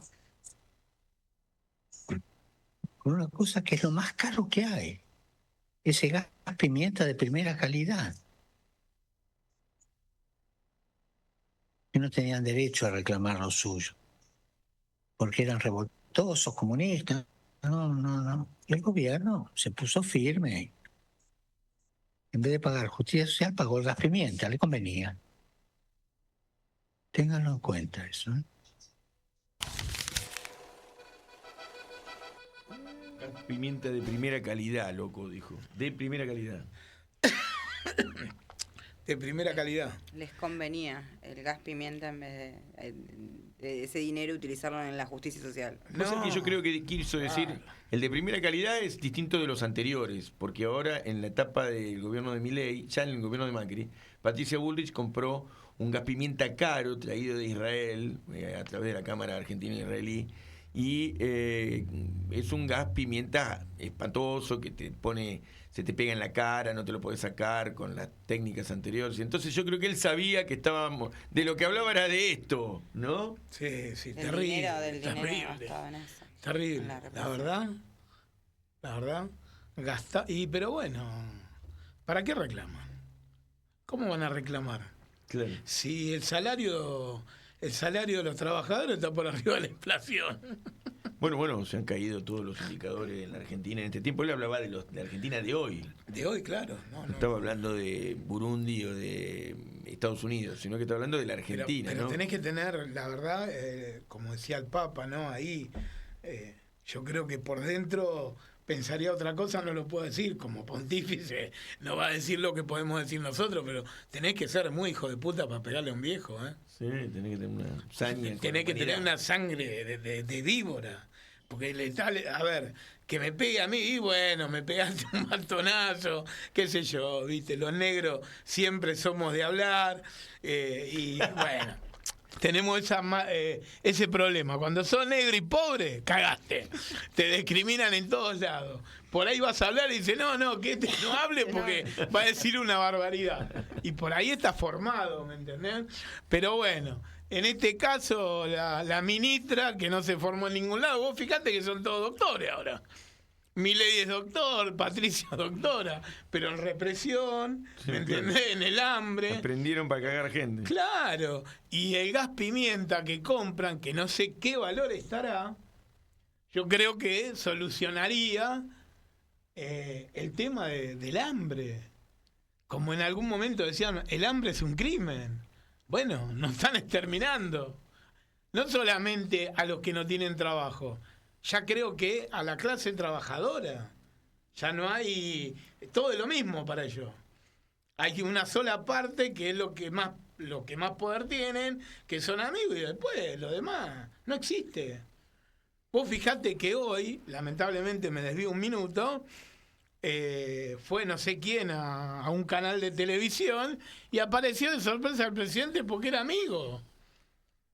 Ajá. Porque era amigo. Con Laje, mirá, Claro, ese un personaje siniestro. Una cosa de loco. Y hablan de economía y hablan de que bajó la pobreza. Yo te digo, vos que trabajás, y vos que trabajás en los comedores, bueno, yo por ahí no estoy tanto en los comedores, pero digo, ¿puedo creer que bajó la pobreza? No, para nada. No sé, por ahí yo estoy viviendo, yo como camino poco y tengo los vidrios, viste, polarizados, soy negro, no lo veo, pero ustedes que trabajan, vos que recorres, yo recorro provincias, pero no veo que la gente esté comiendo asado ni siquiera una vez por mes. No, carne vacuna. Vive en otra realidad paralela sería. Ayer la carnicera me dijo no se da cuenta. Y igual, más allá de el presidente, sino digo, toda persona que tenga algún cargo de diputado o lo que sea, me parece que tendría que tener idoneidad en el sentido de no hablar peyorativamente de nadie, ni zurditos de mierda, y esas cosas que me parece que chocan. ¿Qué viste con lo del gas pimienta de calidad que plantea el Papa? Porque estaba haciendo un cuestionamiento. Estaba haciendo un cuestionamiento que en vez de reparar los problemas de la pobreza, de la miseria y de la crisis que genera el ajuste, ahí no hay ajuste. El ajuste necesita gasto en política de seguridad para. No de seguridad en los barrios, ciudad ciudadana, sino de la seguridad del gobierno, ¿no? Del orden político que genera esa injusticia, ¿no? Sí, necesitan gastar en fierros. Claro. Pero también igual sigue diciendo como que hay que salir a la calle y hay que seguir peleando por nuestros derechos. Claro. No hay que callarse y a los abuelos mismo también invita, ¿viste? Jubilados que hablen y que es así, que hay que seguir en la lucha. Así es. Yo creo que creo por ahí, estoy equivocado, pero me parece que corremos un tiempo, lógicamente, en el hospital diríamos un tiempo en coma, estamos en coma. No, estamos dormidos, pero no estamos dormidos porque, creo que estamos dormidos porque todavía hay gente que escucho que dice, bueno, pero hay que darle un tiempo. Yo ya no le puedo dar más tiempo a este gobierno. A ver, no le puedo dar más tiempo. Una medicación que yo tengo que comprar, que ayer un compañero me ayudó, 70.000 pesos. Yo no le puedo dar tiempo. O está mi vida... Claro, ¿quién cuenta a la gente que muere por la falta de la medicación, de las cosas del cáncer, las cosas que son de verdad de vida o muerte, que...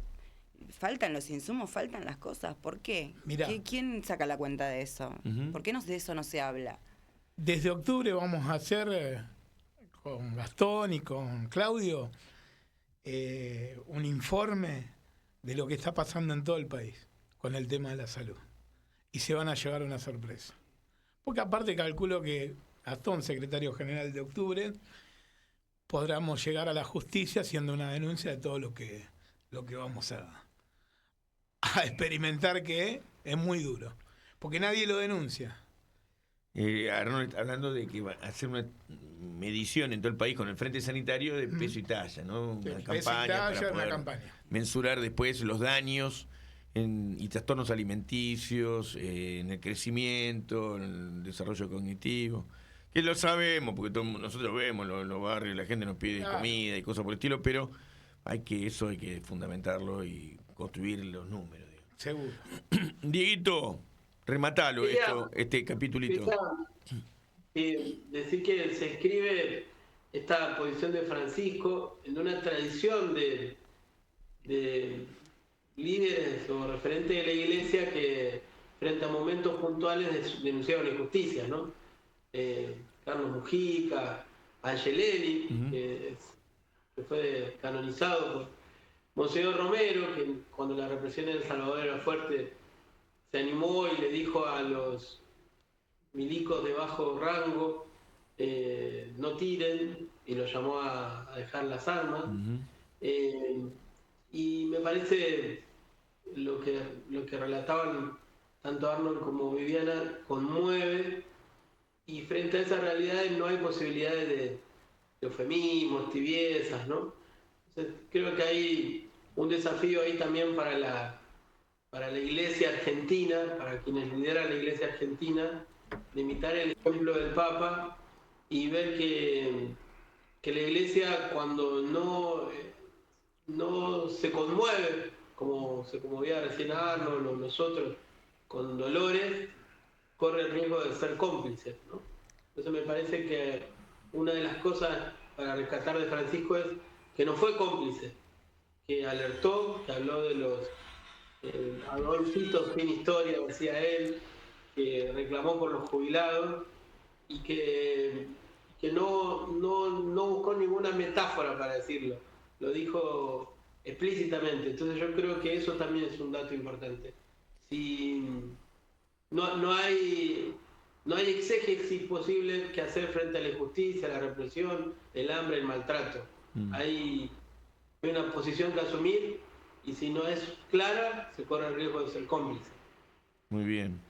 Che, tenemos entonces 3 videitos más y le vamos a rematar con el final, que es cuando él pide y decide dónde ser enterrado. Pero el 2, el 8 y el 10 son videos que están en punta, en ese orden, para hablar sobre cuestiones de género y otros temas que han traído mucho debate en la Argentina.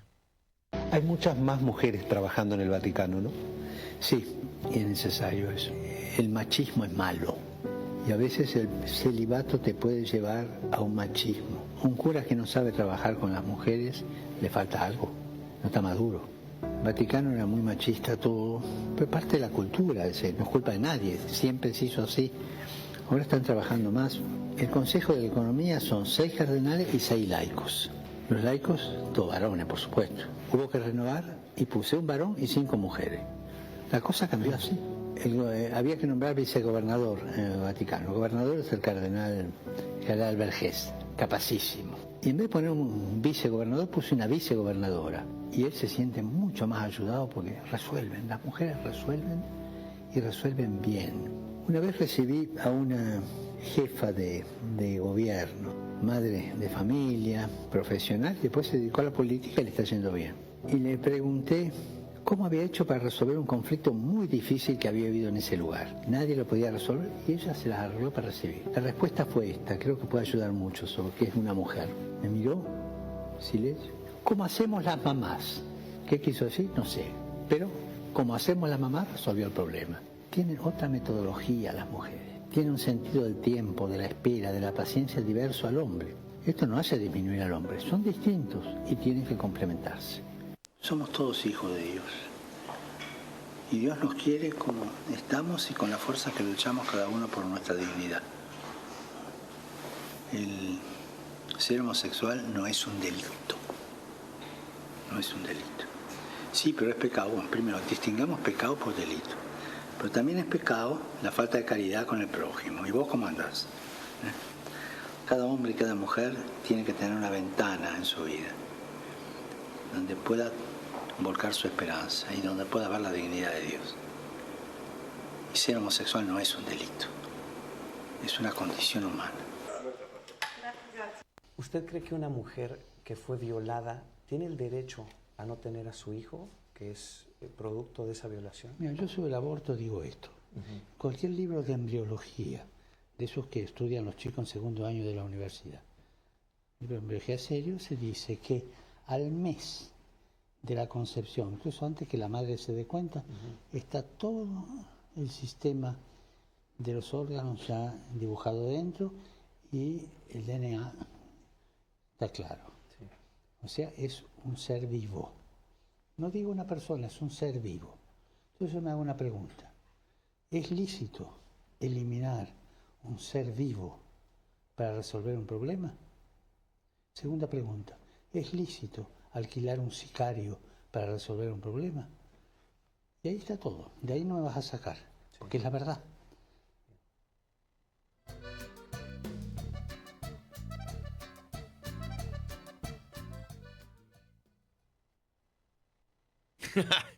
Y acá está abierta la polémica, porque el Papa dijo que hay que hacer lío, así que hay que discutir todo, ¿viste? Lo que quieran discutir, lo que se tenga que discutir. Es un pecado ser gay, por ejemplo, es un tema, ¿no? Que quedó ahí. Pero bueno, el Papa sostiene que no es un delito, pero es un pecado. Bueno, ahí, ¿qué le vamos a pedir al pobre Papa que tuvo que hacerse cargo de la revolución universal de la Iglesia, ¿no? Bastante que empujó el carro, todo lo que pudo. ¿Cómo lo viste eso? Y lo que es interesante también es lo de la legalidad, porque la esclavitud era legal en su momento. O sea, lo que es legalidad y lo que te parece que está correcto o no. O sea, es un tema a debatir también eso. Sí, muy bien. Él lo dice, no en esta entrevista, sino en otras. Él cuenta cuando se junta con los chicos de Colombia, la piba de Santiago del Estero, en ese el documental de Netflix. Él dice que, bueno, la esclavitud era legal en una época donde la humanidad consideraba que fuera legal. Porque, bueno, después aparecieron las instituciones punitivas, allá por 1770 y pico, empiezan a aparecer la idea de las cárceles y los lugares de encierro, pero cuando vos conquistabas un territorio, al enemigo lo convertías en esclavo, le tenías que dar de comer, y entonces tenía que remar o tenía que producir algo, pero así funcionaba la humanidad a lo largo de los años hasta que aparecieron lo que después Foucault y otros fueron cuestionando, que es el orden social instituido, construido a partir de instituciones. Pero bueno, me pareció que acá se arman unos debates bárbaros. Lo pusimos para el cierre para no arrancar con los quilombos. No, a mí me parece que ahí aparece como la dimensión de cura, ¿no? A ver, sí. Perteneciente a una estructura eclesial, con dogmas, con posiciones de fe. Hasta a mí, si me preguntás, ¿estás a favor del aborto? ¿Irías a una marcha a favor del aborto? Desde mi identidad profunda no lo pudiera responder tan fácil. Cuando uno le pone rostro, le pone situación de dolor, puede entender otras cosas, pero yo me acuerdo, de hecho en algún momento veía como vamos a hacer un asadito abortero, un picadito abortero, a mí me dolía, me pesaba, porque es nuestra identidad, es una identidad que puede sí tener una perspectiva que puede mirarse como anacrónica, como dogmática, pero también es de ese lugar al cual aportamos al bien común, del cual aportamos, ¿no? Entonces quiero decir, distintos pero iguales, ¿no? Somos distintos. La identidad católica también conlleva ciertos valores, ciertas miradas, cierta lógica moral. No es solamente una perspectiva ética, sino moral, porque tiene ciertas enseñanzas, ciertos mandatos que hay que seguir, ¿no? Pero lo que quiero y ahí me parece que a veces es insalvable la discusión porque también uno se para y se afirma desde esa identidad. Pero la chica de Santiago del Estero en ese documental le dice, voy a la iglesia, somos un grupo de mujeres que somos de la iglesia y que estamos en una corriente, algo así que se llama derecho a elegir, ¿no? Algo por el estilo. O sea, que es un debate que está dentro de la iglesia, no es que está cerrado, es un debate por lo menos que en la base está. Y le regala un pañuelo. Le regala un pañuelo, claro. Pero hay tres cosas como para no extenderme mucho. Lo primero es muy pillo, ¿viste? Es muy pillo. Eso en toda lo que va viendo, esa picardía, ¿viste? Esa cosa, es genial. Porque lo segundo, es un tipo enamorado de la humanidad, de la condición humana. Viene enfrente al otro y lo configura y no puede decirle que no, ¿viste? Y esto le trajo quilombo hacia adentro de la iglesia. Además, como buen peronista, elige los acuerdos y no los desacuerdos, ¿no? Busca transitar los espacios de acuerdos que tiene con el interlocutor. Y lo tercero, ¿viste? Tenés que acercarte al micrófono, Vivi. Hace unos días atrás visité a unos curas amigos y había uno que estaba con sotana y gorrito negro. Y yo le dije, ¿qué le pasó? No, ¿viste? Volvieron a ese lugar. Él tenía que velar por la unidad de la iglesia. Claro. La palabra él era potente, no podría haber llegado a ser una situación sismática. Algunos lo plantearon el sedevacantismo durante su gobierno, ¿no? Tuvo una crisis fuerte. Fue muy cuidadoso, creo que de hecho el haber mantenido la unidad de la Iglesia es un gran valor, porque a pesar de todo lo que cuestionó, lo que reformó, lo que empujó, no logró que la Iglesia no se rompa, al contrario, incluso hay algunas iglesias ortodoxas, orientales, que se han sumado. La Iglesia no es solamente la Iglesia católica, que conocemos romanas, sino que son 23 iglesias más, que son las orientales, donde incluso en el rito oriental hay algunos sacerdotes casados. Pero lo que quería decir es, lo que no pudo decir con palabras lo dijo con gestos.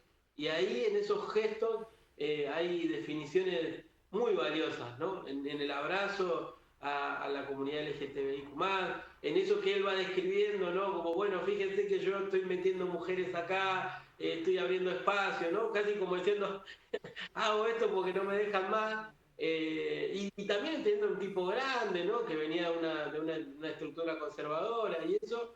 Y ahí sí yo creo que vale la pena, en algunos casos, que nosotros reinterpretemos algunas cuestiones y bueno, hay peleas que nos toca darlas a nosotros. Además hay un colectivo, y el colectivo tiene de todo. Están los celestes, los verdes adentro de la iglesia, en los barrios, ¿no? Sí, pero podemos decir algo. Obvio. Durante este último tiempo el Vaticano fue una casa peronista. Fue conducido por un peronista. Es un orgullo. La verdad que se nos fue un peronista. Un papa peronista. Que reclamaba por la justicia social. Qué más orgullo. Ya no era el Vaticano, era la unidad básica en Roma. No, tanto no, porque además el bueno. Mi ex suegra, por ejemplo, que era de grupo de colores, profundamente antiperonista, o no peronista por lo menos, pero gustaba mucho del Papa y de su forma, su estilo.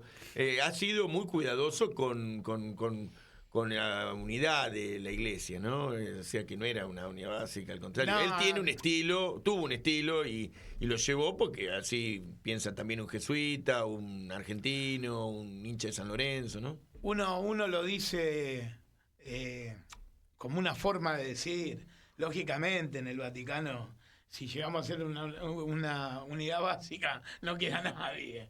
Pero, claro. Digo, creo que llevó adelante un modelo de iglesia que jamás en la vida hubiéramos pensado nosotros. Yo no lo hubiera pensado. Y reformó la iglesia de cara a la gente, ¿no? Que si no fue por la gente, fue por los que menos tenían. Y eso creo que hay que destacarlo y no olvidarse nunca. Para mí, ¿no? Él muere, Francisco muere un día en la Pascueta, ¿no? El día después de la Pascua. Y en el espíritu, en el aire, estaba el asesinato de Jesús por enfrentarse al Imperio Romano, porque básicamente fue eso lo que lo lleva a ser asesinado, por desafiar la idea de que el emperador era una divinidad incuestionable. De ahí en adelante, en todo lo que hay en medio, en estos 2000 y pico de años, hay expresiones históricas de enfrentamiento de la tradición cristiana a los poderosos. Y yo creo que Francisco también, en su replanteamiento de su posición durante la dictadura, enmendó con su práctica como papa algunos errores que había tenido. Y creo que esa práctica que dice Arnold también es la continuidad de muchos y muchas compañeros de él, curas, laicos, que fueron asesinados por optar por los pobres, que fueron asesinados no por hacer algo innovador, no por tratar de encajar en corrientes específicas, sino por hacer lo que desde hace 2000 años se hace, que es decir, la condición humana es lo más sagrado, lo más divino, y todo lo que vaya en contra de eso está enemistado con Dios. Hablando de la condición humana y de la amistad o enemistad con Dios, o la vuelta a su regazo, vamos a ver dónde eligió, o su confesión alrededor de dónde eligió ir a descansar, el Santo Padre. Está, creo que es el último que nos queda y es el número 5. Y uno tiene que prepararse, ¿no? Estuve con el ceremoniero preparando el rito de los funerales del Papa, lo simplificamos bastante. Que sería bueno, digamos, es feo decirlo, pero que está como haciendo bueno, el próximo enviado. Había que hacerlo, bueno. Bueno, un poco raro. El ritual lo estrenó yo. Digo, un poco raro. Entonces lo simplifica, digamos. Sí, sí. A la Francisco. Sencillo. Funeral también a la Francisco. Y como siempre le prometí a la Virgen, y ya está preparado el lugar, quiero ser enterrado en Santa María Mayor. Ah, sí. Sí. Porque es mi gran devoción, es muy gran devoción. Siempre va antes de un viaje. Y antes, ya cuando venía, ¿no? Siempre iba los domingos a la mañana, que estaba en Roma, me iba un rato allí. No sé, hay un vínculo, una ligación muy grande.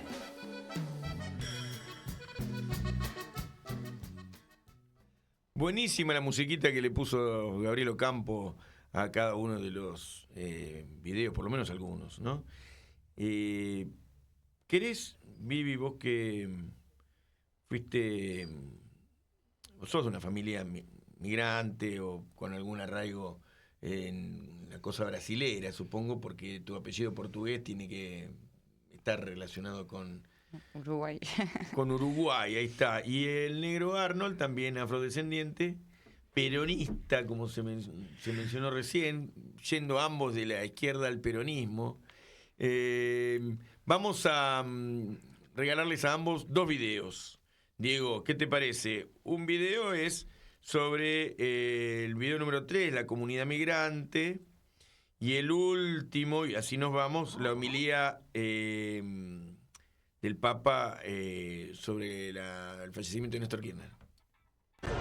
El Papa Francisco nunca ocultó su apoyo a la comunidad migrante. As the son of an immigrant family. El presentarse en la Casa Blanca como el hijo de una familia migrante inspiró a una generación que no ha dejado de luchar por los derechos de sus padres. Ellos son ciudadanos, nacieron en Estados Unidos y sus padres están en peligro de ser deportados a El Salvador. En octubre de 2018, un grupo de jóvenes cuyos padres son beneficiarios del estatus de protección temporal o TPS se armaron de valor y viajaron a Roma con una misión especial. Pues esa misión fue para ir a reunirnos con el Papa y pedirle el apoyo para que nos apoye en el TPS. El Vaticano estaba de fiesta por la canonización del Monseñor Romero, un evento histórico sobre todo para los salvadoreños. Los jóvenes fueron pacientes pero estratégicos y el encuentro se dio. Papá, le pedimos que nos apoye en la lucha del TPS, que venga con los hijos de los tepecianos al Congreso en la frontera. La camisa del TPS. Esta camiseta del TPS. Somos parte de la lucha de los inmigrantes en los Estados Unidos. Sigan luchando, ¿eh? Gracias, papá. Había un montón de gente, estaba tan... Yo ni creía que todo esto era real, de verdad.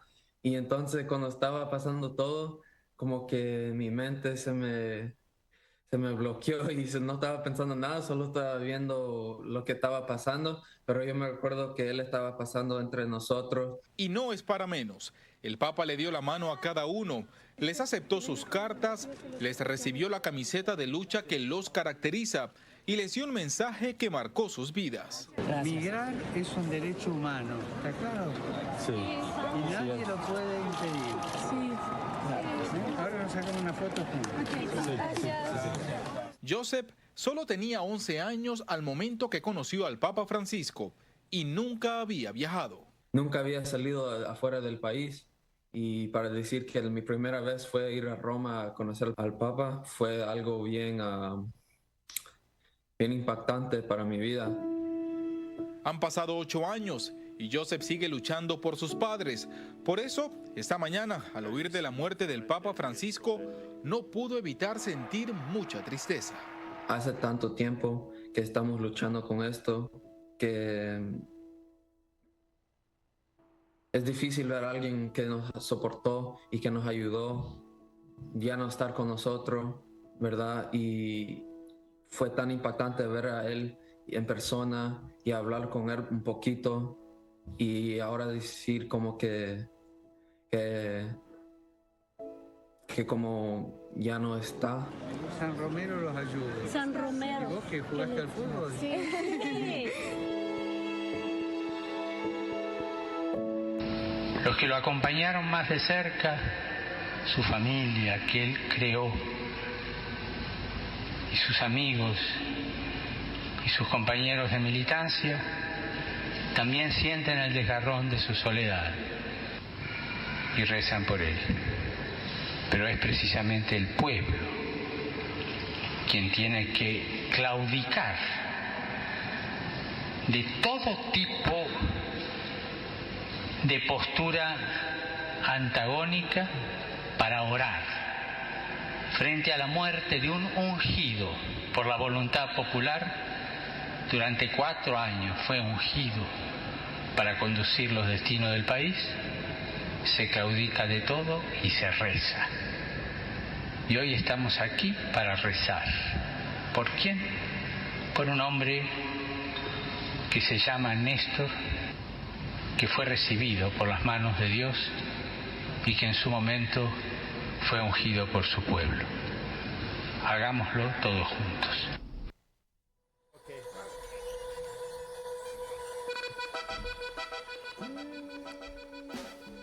Qué forma de blanquear, ¿no? De poner un manto, un paraguas a las luchas populares, al marginado, al desposeído. Por ejemplo, ese chico que peleaba por sus padres migrantes en Estados Unidos y de ser un bolita, digamos, un paraguas, un yoruba, pasó a ser el pibe que iba a Roma a pelear por los derechos de los migrantes y que además se sacó una foto con el Papa, ¿no? Eso es cambiar la relación de fuerza, eso es hacer uso del poder para el bien del pueblo. Y bueno, hubiéramos escuchado una y mil veces decir que gobierno del pueblo es aquel que hace lo que el pueblo quiere y persigue un solo interés, el del pueblo, y en este caso el gobierno del pueblo universal, ¿no es cierto?, del gobierno de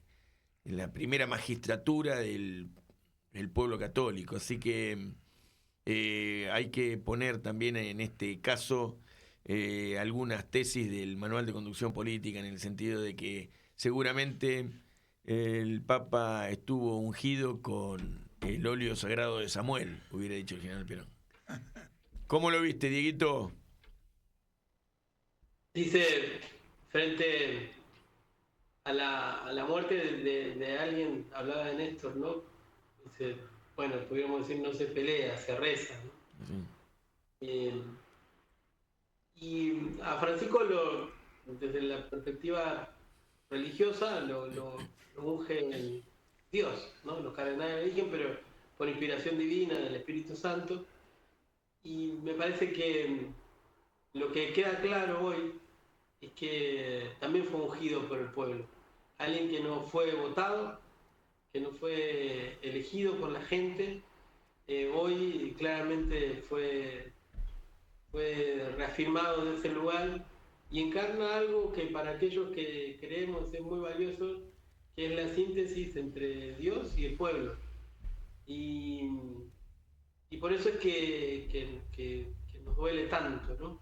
Porque durante este tiempo sentimos que Dios pensaba en lo que nos pasaba en los ojos cuando nos tiraban gas pimienta, porque durante este tiempo Dios parecía que se preocupaba por el viejo migrante de este pibe, por los deportados, ¿no? Eso es lo que se va a extrañar de ese Dios, porque Francisco nos arrimó a ese Dios.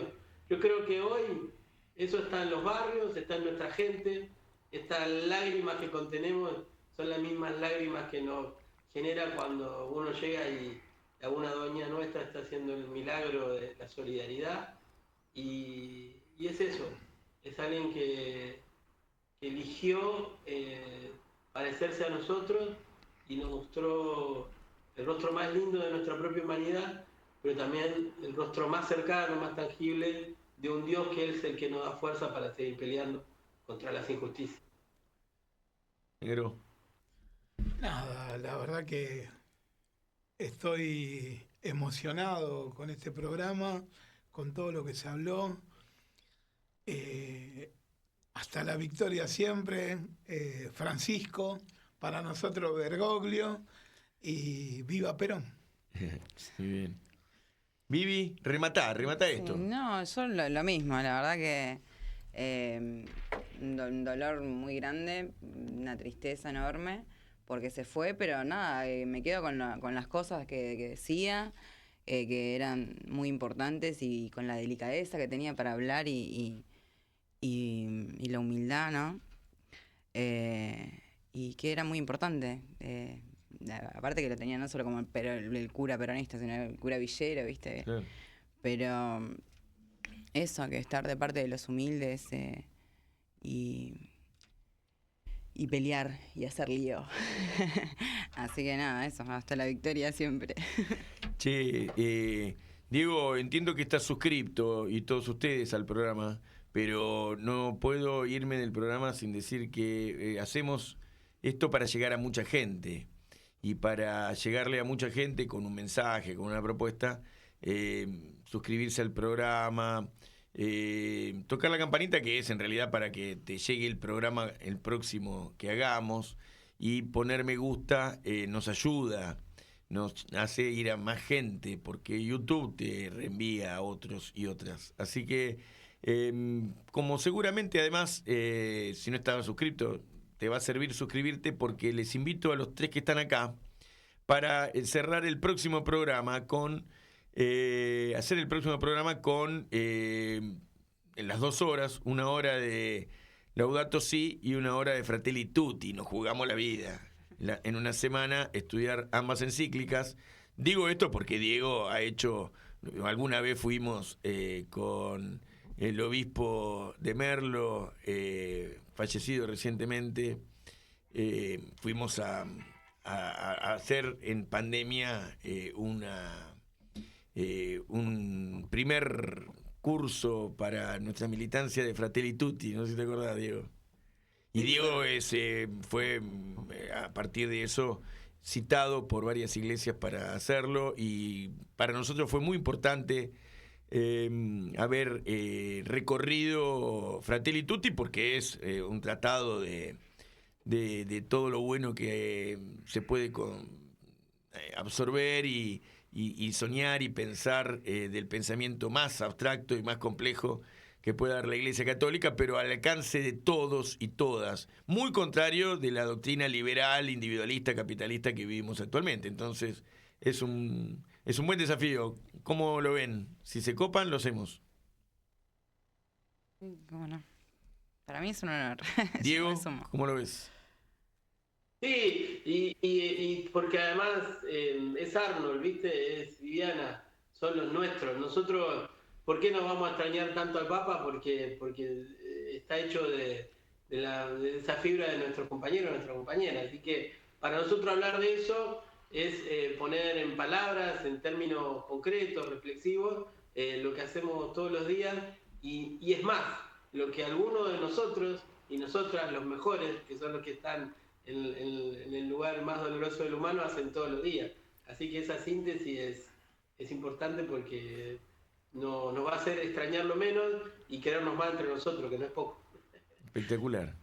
Así que ya quedamos entonces. Fue un sí de los 3. Lo tomo como tal cosa. Y como todos los que están acá mirando, si no se suscribieron, se van a terminar suscribiendo. El próximo programa nos tiramos a la pileta con estas 2 encíclicas. Y vamos a citar, por ejemplo, por supuesto, a sacerdotes y gente de la calle que quiera hablar sobre estos temas. Vamos a ver cómo lo organizamos. Un fuerte abrazo para todas y todas. Radio con Aguante. Piezas De realidad.